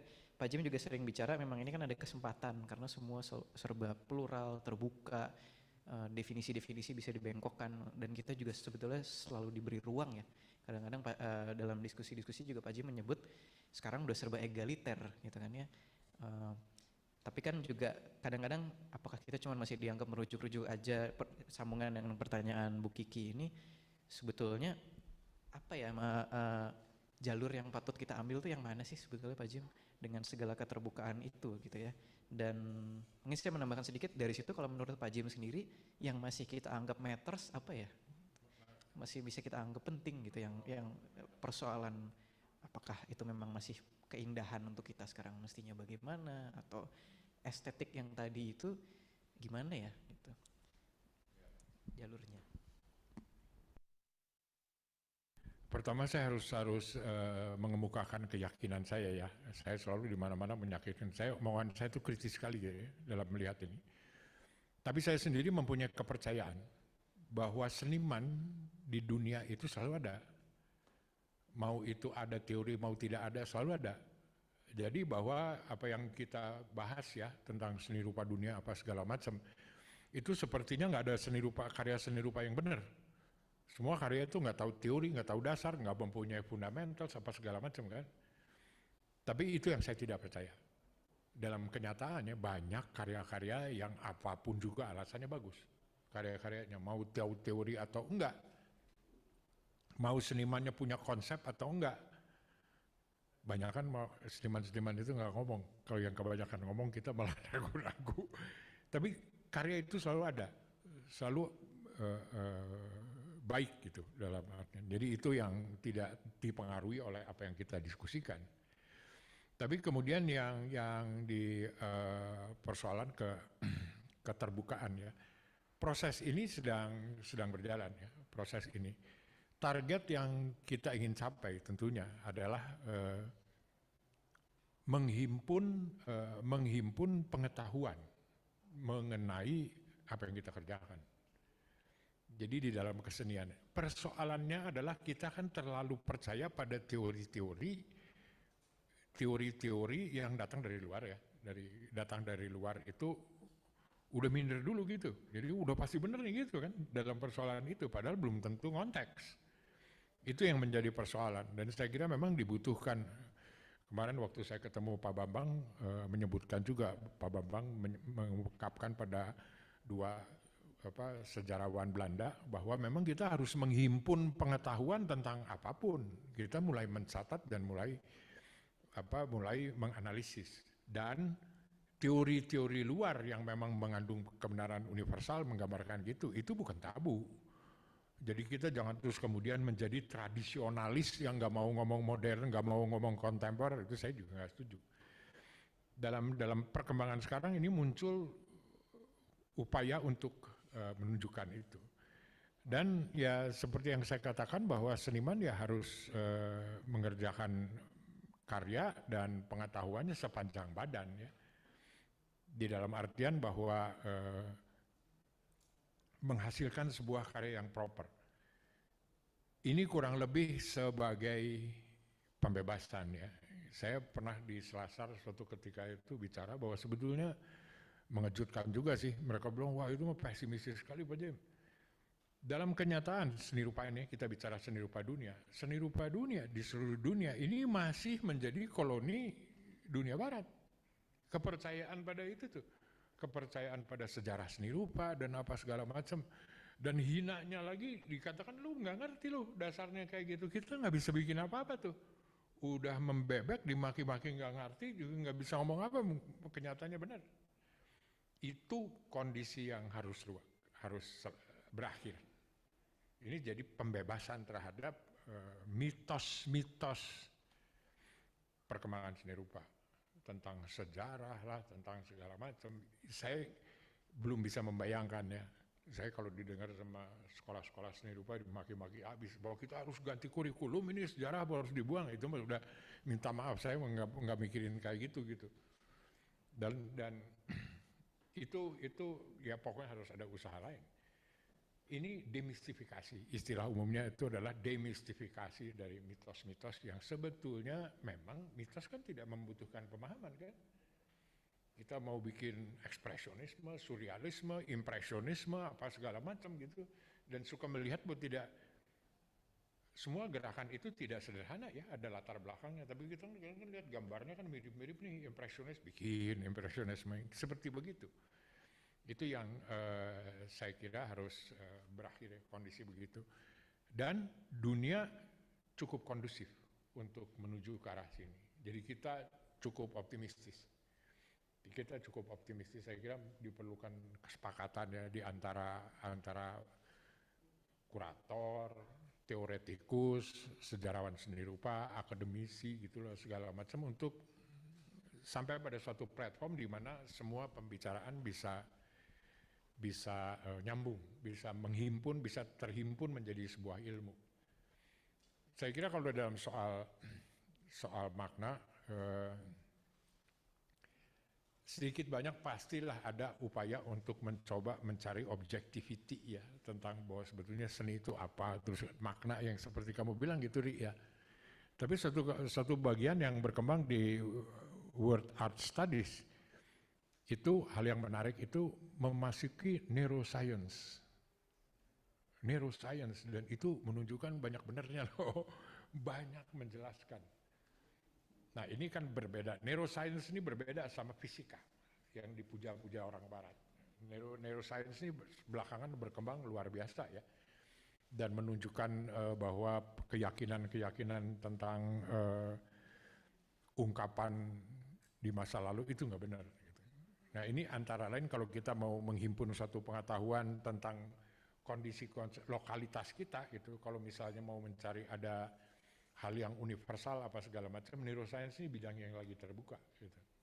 Nah akhirnya outputnya nih adalah idealnya bagaimana seniman menghasilkan karya yang proper, yang kemudian bisa dipahami di lingkungannya.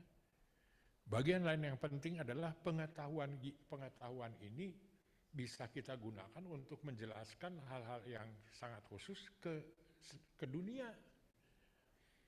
Jadi yang saya harapkan gitu ya, sekarang ini kan dunia lagi terbuka nih. Oke nih, saya kasih kesempatan kamu ngomong. Jadi kesenian ini menurut kamu gimana? Kan dunia mulai orang-orang teoretikus jagoan memberi kesempatan kita kan ngomong.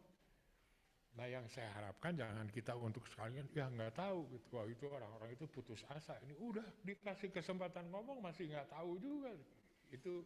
yang harusnya kita manfaatkan sekarang. Dan itu bukan usaha 1-2 orang.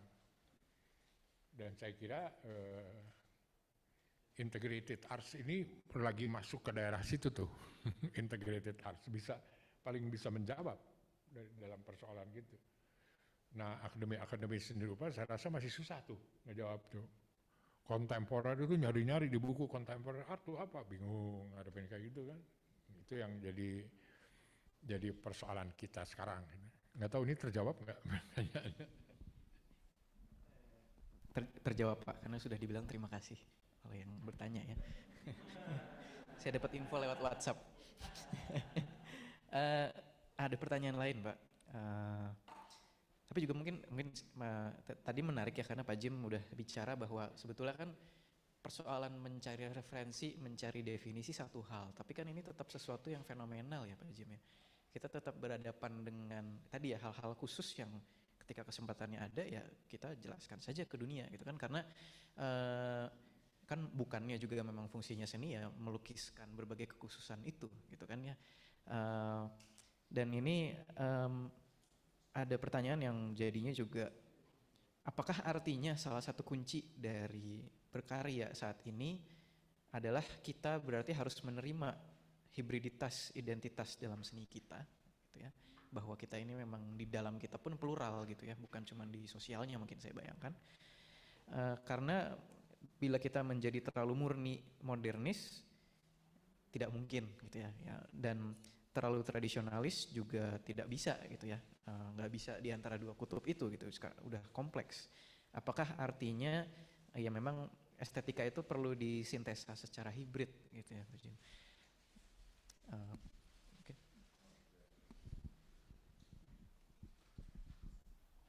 Jadi saya mau mulai jawab dari mana itu lupa.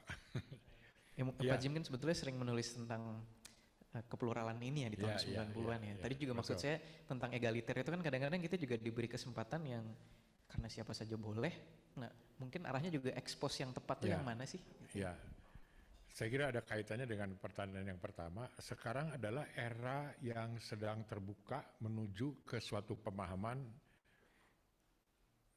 tentang dunia. Dan saya kira ini kalau misalnya di bidang seni rupa ya, ini cukup leading loh dibandingkan dengan international studies yang lain.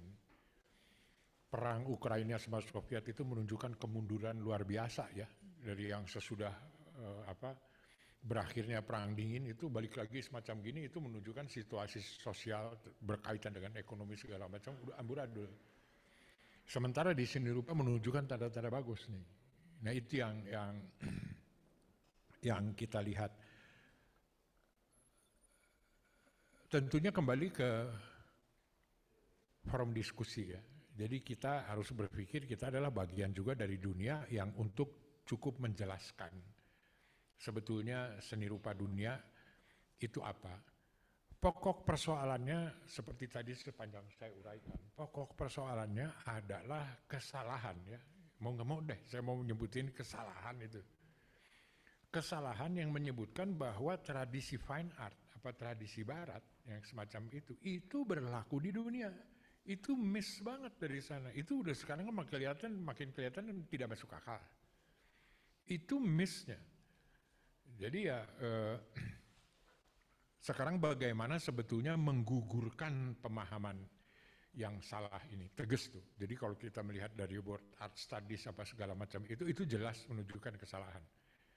Jadi ada suatu pemaksaan di dalam tradisi fine art dan kebudayaan cara berpikir barat itu ke seluruh dunia dengan argumentasi tentang kebenaran universal. Sementara sebetulnya kebenaran universal itu ada. Kalau kita bicara bahwa kesenian itu adalah gejala universal pada peradaban manusia, nggak ada yang salah kan, nggak usah pakai penelitian itu mah. Mau ngelihat kemana-mana mah ada sebetulnya, dan kemajuan ya itu sebetulnya bagian dari nggak usah dipikirin lah. Nah kita masuk ke sana sebetulnya menghadapi kesalahan bahwa kebudayaan barat itu dianggap sebagai bagian dari dunia. Saya pernah menyebutkan bahwa itulah yang saya sebutkan bahwa seni rupa ya khususnya seni rupa dunia itu masih koloni dunia barat. Jadi dibutuhkan pembebasan untuk sampai bahwa seni rupa dunia di mana semua kedudukannya equal. Equal dari dalam artian bukan sampai perjuangan hak asasi atau apa segala macam. Kembali ke universal. Secara universal itu kesenian di seluruh dunia kan sama. Dan masing-masing kesenian ini di dalam perkembangan itu mempunyai kelebihan-kelebihan sendiri. Perkembangan dunia barat, seni rupa dan banyak kesenian lain ya, banyak kesenian lain itu luar biasa dan harus diakui.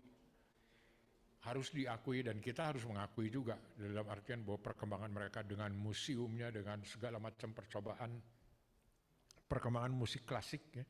Musik klasik itu kan menunjukkan suatu pencapaian yang luar biasa. Nah itu mau nggak mau kita harus akui gitu loh. Dan di sana kita akan bisa melihat ada nilai-nilai universal pada kesenian yang mereka capai. Ada nilai-nilai universal yang bisa kita lihat. Nah cuma jangan dipaksakan gitu loh. Kita yang harus melihat nilai-nilai universalnya. Sementara yang sekarang kan dalam tradisi seni rupa, seluruh kerangka itu yang dianggap sama. Padahal semua kesenian bagaimanapun dia beragam ya, sekali lagi bagaimanapun dia beragam, baik kesenian tradisional maupun apapun juga spesifik, itu mempunyai kadar universal. Kalau ini keyakinan saya. Semua kesenian itu mempunyai kadar universal. Kalau dia universal itu akan dipahami oleh manusia di seluruh dunia. Nah kalau kita bicara a great work itu karya a great work. Ya sebagai lawannya kan saya sering mengemukakan ya, kalau kamu membuat karya seni dan kemudian yang nangis cuma nenek kamu, itu mah nggak ada gunanya. Kalau dia bisa menggugah dunia, nah itu luar biasa. Ini yang jadi bahwa semua kesenian di seluruh dunia mempunyai kesempatan itu. Kalau menggali sesuatu yang benar, pasti tidak didasarkan mitos. Nah ini sebetulnya yang menjadi cita-cita kita. Dan saya kira melihat dunia barat ya, perkembangan itu terjadi bukan dengan sendirinya. Itu didampingi teori, pemikiran, kaitan dengan filsafat yang seperti dikatakan Pak Bambang, bagaimana kesenian itu bisa berkaitan dengan segala macam hal di dalam kehidupan ya. Nah kalau itu ditimbang, ya pasti akan muncul karya Indonesia yang baik gitu. Kita kan bukan bangsa yang rada lain dari orang lain gitu kan, retarded seperti orang barat bilang itu gitu. Kita sama orang di dunia. Dia bisa bikin karya besar, mestinya kita juga bisa bikin begitu. Cuma karena salah persepsi itu loh, bahwa yang tidak masuk akal itu tradisi barat dianggap sebagai dasar kita yang masuk akal. Saya kira itu kurang lebih. Jawab nggak? Terima kasih Pak Jim. Rasanya terjawab sih, mungkin menambahkan memang itu mengingatkan bahwa sejarah seni pun berjalan bersamaan dengan estetikanya ya Pak Jim ya, karena kan yang universal itu tadi kan misalnya Immanuel Kant dia akan ngomong pencarian manusia adalah pasti memang kebenaran, kebaikan dan keindahan gitu kan ya.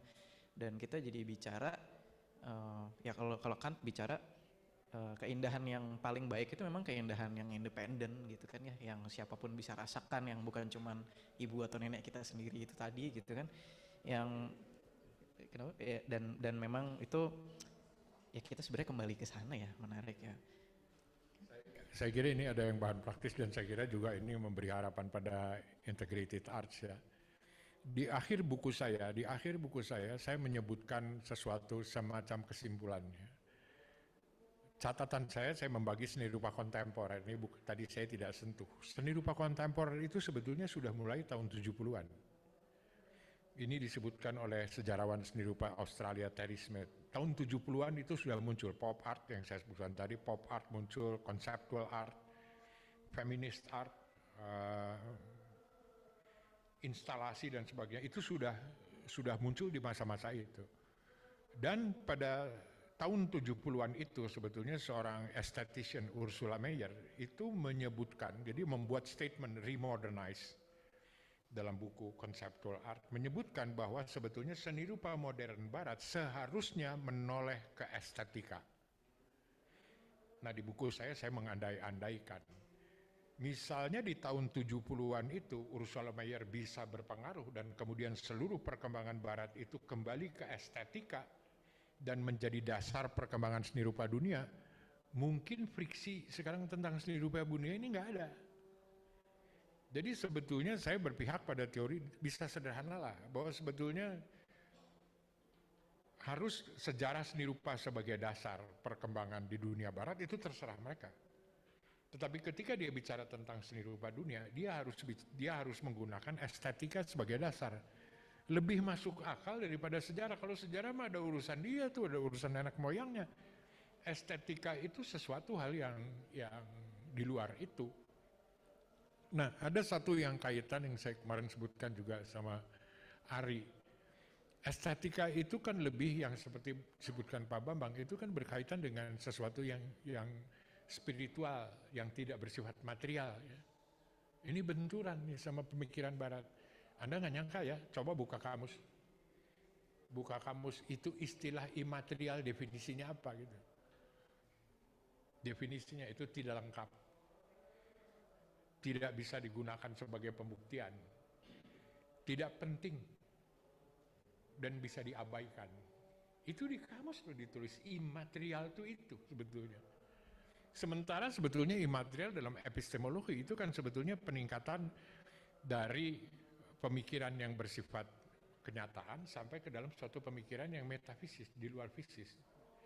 Di masa-masa lalu ini yang melibatkan Tuhan, keindahan berada di situ sebetulnya. Nah itu yang berubah sama sekali di dalam pemikiran-pemikiran sekarang ya. Nah di dalam estetika itu masih diyakini gitu. Jadi saya secara pragmatis sekali kalau lihat bahwa bila seni rupa dunia kembali ke estetika, estetika itu menyangkut dua hal, sensibilitas dan persepsi, istilah estetikos itu. Mungkin dunia akan menjadi lebih baik. Buat kita nggak punya pilihan. Kita harus mengajukan itu. Jangan soal sejarah seni rupa gitu loh. Itu kita nggak ngerti lah kalau sejarah seni rupa. Estetika, mau tidak mau mereka harus menerima. Kondisi sekarang sedang menuju ke situ. Kondisi menuju ke situ. Itu yang sebetulnya peluang baiknya. Ya. Cek. Kita masih ada 5 menit. Kalau ada penanya terakhir mungkin? Ada yang mau? Oke. Kak Patriot, silakan.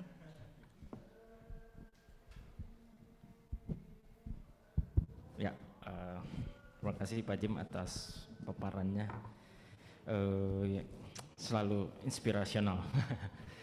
Yang mungkin saya agak orangnya kan agak pragmatis gitu Pak, atau praktikal lah, maksudnya ketika dapat pengetahuan, dapat knowledge bisa diterapkan di mana dan sebagainya. Misalnya posisi saya seniman, pengajar gitu kan. Dan soal sejarah, soal wacana seni itu kan jadi satu hal yang sangat bermanfaat dalam artian saya bisa sharing ke mahasiswa atau saya bisa jadikan fondasi dalam saya berkarya dan sebagainya gitu kan. Nah, jadinya sebentar saya ada catatannya, bentar ya Pak, saya sambil cari contekan. Oke. Nah, terkait tadi beberapa hal yang Pak Jim bilang spark atau men-trigger beberapa pikiran di saya misalnya. Jadi saya jadi ingat soal masa lalu misalnya kan. Masa lalu itu hal yang sudah berlalu kan ada di belakang. Kita nggak bisa berubah apa-apa, dia abadi gitu kan. Lalu di satu sisi ada sejarah, satu ilmu yang mempelajari, menyusun dan tempatnya wacana tentang masa lalu gitu. Nah, jadi pertanyaannya, kan kalau masa lalu abadi, apakah sejarah itu juga abadi? Ternyata lagi-lagi di pembicaraan Pak Jim, kita bisa sepakati sejarah nggak kayak masa lalu yang abadi, sejarah terus direvisi gitu kan. Dia living thing gitu. Dia berevolusi gitu. Tadi Pak Jim mention juga, misalnya tadi di awal-awal banget gitu. Sekarang orang-orang Barat lagi mempertanyakan lagi konstruksi sejarah seni rupanya, memaki-maki nenek moyangnya, kita jadi ikut maki-maki nenek moyang mereka gitu-gitu. Itu kan saya senang banget tuh yang tadi kayak gitu-gitu. Nah, dan bukan hanya sejarah seni, seminggu dua minggu lalu lagi kan ada seminar di kampus tuh di ITB soal dekolonialisasi, banyak soal sejarah. Akhirnya kita mendekonstruksi sejarah kita tentang koloni dulu atau bahkan misalnya sejarah tentang 65 dan sebagainya. Ya sejarah dulu saya selalu ngerasa sejarah tuh udah seperti itu gitu. Oke, itu yang saya pegang, saya jadikan pijakan buat bertindak di depan gitu. Tapi kan makin kesini makin berasa itu tuh goyang, itu tuh cair, itu tuh terus direvisi dan sebagainya. Sedangkan saya sebagai misalnya orang yang pragmatis, praktikal gitu, pengen menggunakan itu, pengen mengutilisasi itu. Tapi kalau hal itu terlalu cair dan selalu direvisi, gimana saya harus memposisikan diri, gimana saya harus meresponnya dan seterusnya. Sedangkan saya pikir buat seniman gitu, untuk tahu apa yang pernah terjadi di sebelumnya itu penting banget karena bisa memposisikan diri di mana dan harus tahu berbuat apa gitu. Nah, gimana itu? Sejauh mana kita harus memposisikan sejarah, terutama sejarah seni atau sejarah secara umum gitu sih, Pak Jim. Terima kasih. Boleh silakan Pak Jim. Ya. Langsung ditanggapi. Ya, saya kira menarik banget nih pertanyaan kamu itu. Saya kira esensial banget ya dalam persoalan itu. Memang satu nih, Patriot ya, sejarah itu nggak ada yang fix ya. Yang disebutkan historiografi itu terus-menerus mengada perubahan sejarah ya. Yang mau menganggap pasti itu sejarah itu nggak boleh diganggu, itu cuma Pak Harto. Sementara dia nggak tahu bahwa sejarah itu berubah. Sekarang kan cilaka dia memang bisa melakukan itu semua disumput-sumputin datanya, begitu juga mau ngelihatnya susah kan. Tapi itu pasti tergali. Sejarah itu tidak ada yang tetap, terus-menerus mengalami perubahan. Nah, sekarang tentunya kita bicara teknis bicara lebih spesifik di dalam sejarah seni rupa. Sejarah seni rupa mungkin yang tidak terlalu banyak dibahas di sini. Yang disebutkan sejarah seni rupa itu mereka kukuhkan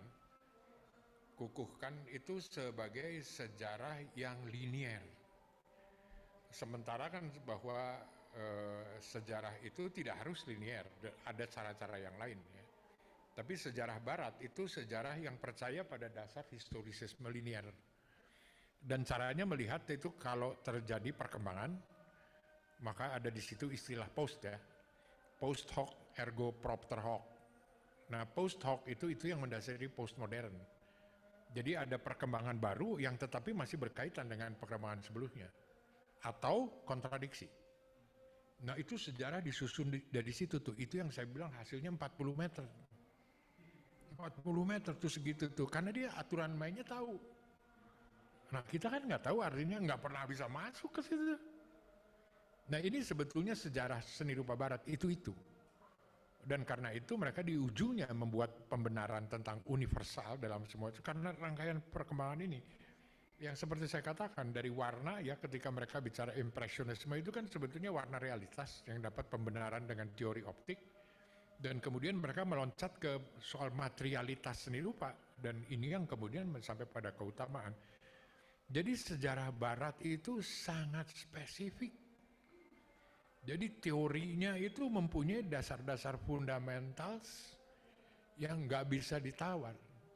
Nah itu kan kita tanya, kita tahu nggak di sini gitu sejarah main comot aja tuh Sujoyono, Raden Saleh apa segala macam main comot begitu tanpa mengikuti itu. Ya orang-orang kayak James Elkins mengatakan wah itu bukan sejarah. Ini jadi persoalan. Tapi sejarah itu adalah satu bagian yang tidak tetap.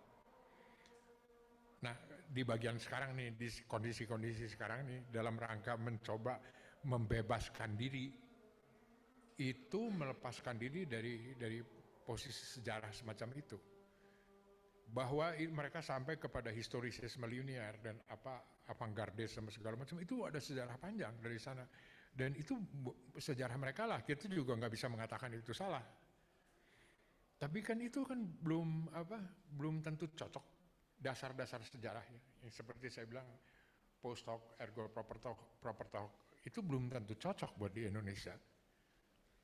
Belum tentu cocok walaupun cara-caranya memang suka ditiru juga. Kalau di sana kan caranya untuk bisa supaya masuk sejarah itu dia naik punggung pendahulunya kan. Muncul yang baru gitu masuk sejarah.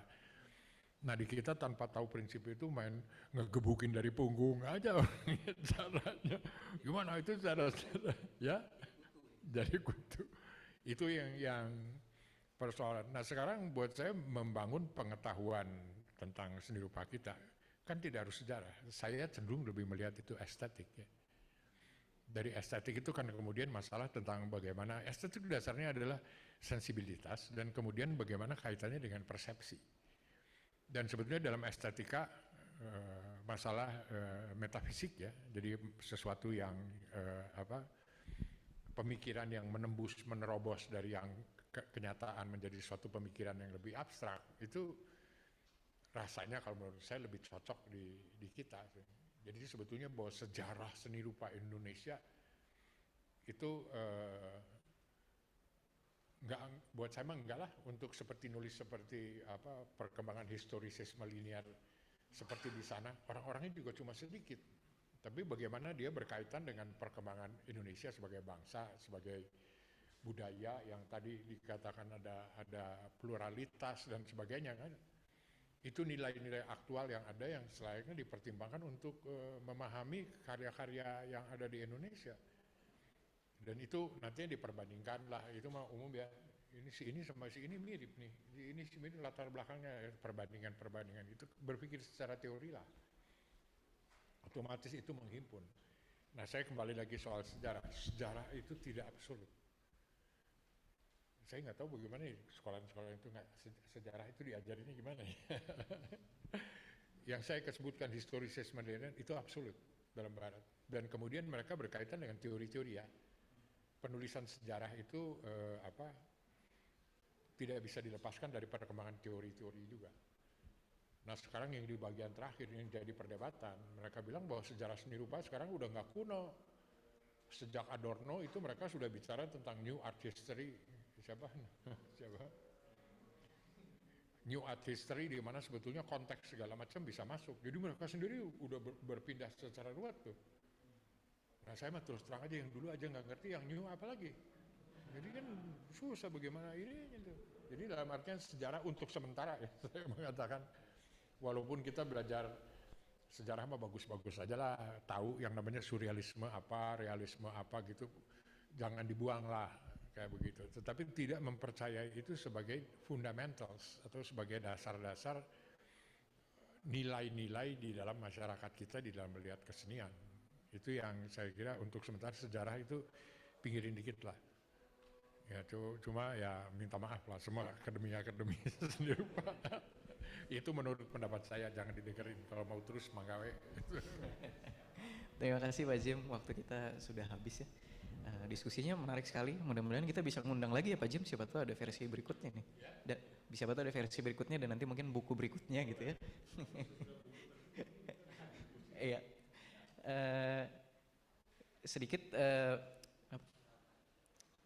oh ya, mungkin saya menyimpulkan sedikit juga ya, memang kita hari ini bicara soal sejarah seni yang mana yang mau kita pakai gitu ya. Tadi pertanyaan terakhir dari Mas Patriot juga kan, kita di Indonesia yang mana sih gitu kan sebenarnya.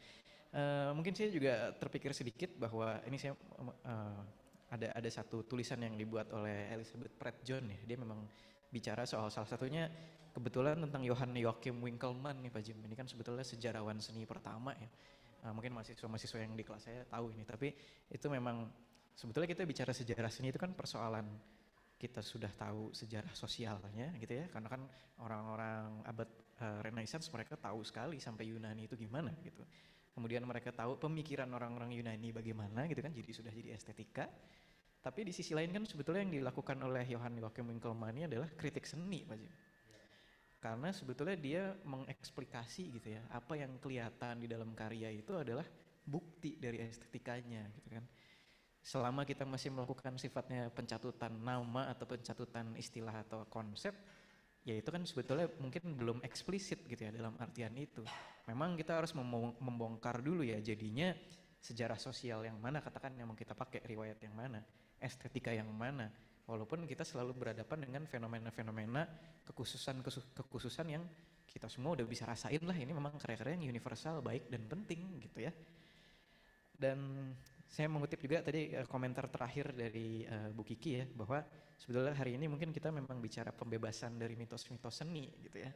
Dan dari situ kita membebaskan diri dari aturan-aturan dan tata acuan barat dan segala kriterianya gitu. Kita pakai yang kita sendiri aja. Jadi sebetulnya tawarannya adalah estetika sebagai pembebasan ya Pak Jim ya. Mungkin itu kesimpulan kita hari ini. Kita bisa memikirkan kembali sebetulnya tidak perlu fix gitu ya. Memang kita harus lebih intuitif juga mungkin ya. Baik, terima kasih teman-teman semua. Mudah-mudahan diskusi hari ini bisa jadi asupan yang baik ya. Kita juga akan mengadakan peluncuran buku ini ya Pak Jim nanti di Festival Buku Pacar Merah yang akan diadakan di Unpar juga. Nanti akan ada di Cimbeluit pada tanggal 8 Desember. Akan ada diskusinya juga. Informasi akan menyusul. Saya nggak ingat persis jamnya. Silakan teman-teman nanti kalau mengikuti jalur-jalur informasi dari Extension Course Integrated Arts ini juga akan kami informasikan. Dan kita akan meneruskan diskusinya nanti. Kalau hari ini mungkin Pak Jim cerita sedikit latarnya ya, tapi nanti di tanggal 8 kita akan mengundang juga Pastor Fabianus Sihatubun gitu ya, yang memang seorang estetikus gitu. Jadi kita akan memperbincangkan lebih lanjut nih sebetulnya konsep-konsep yang Pak Jim angkat hari ini lebih dalam secara estetika lagi gitu.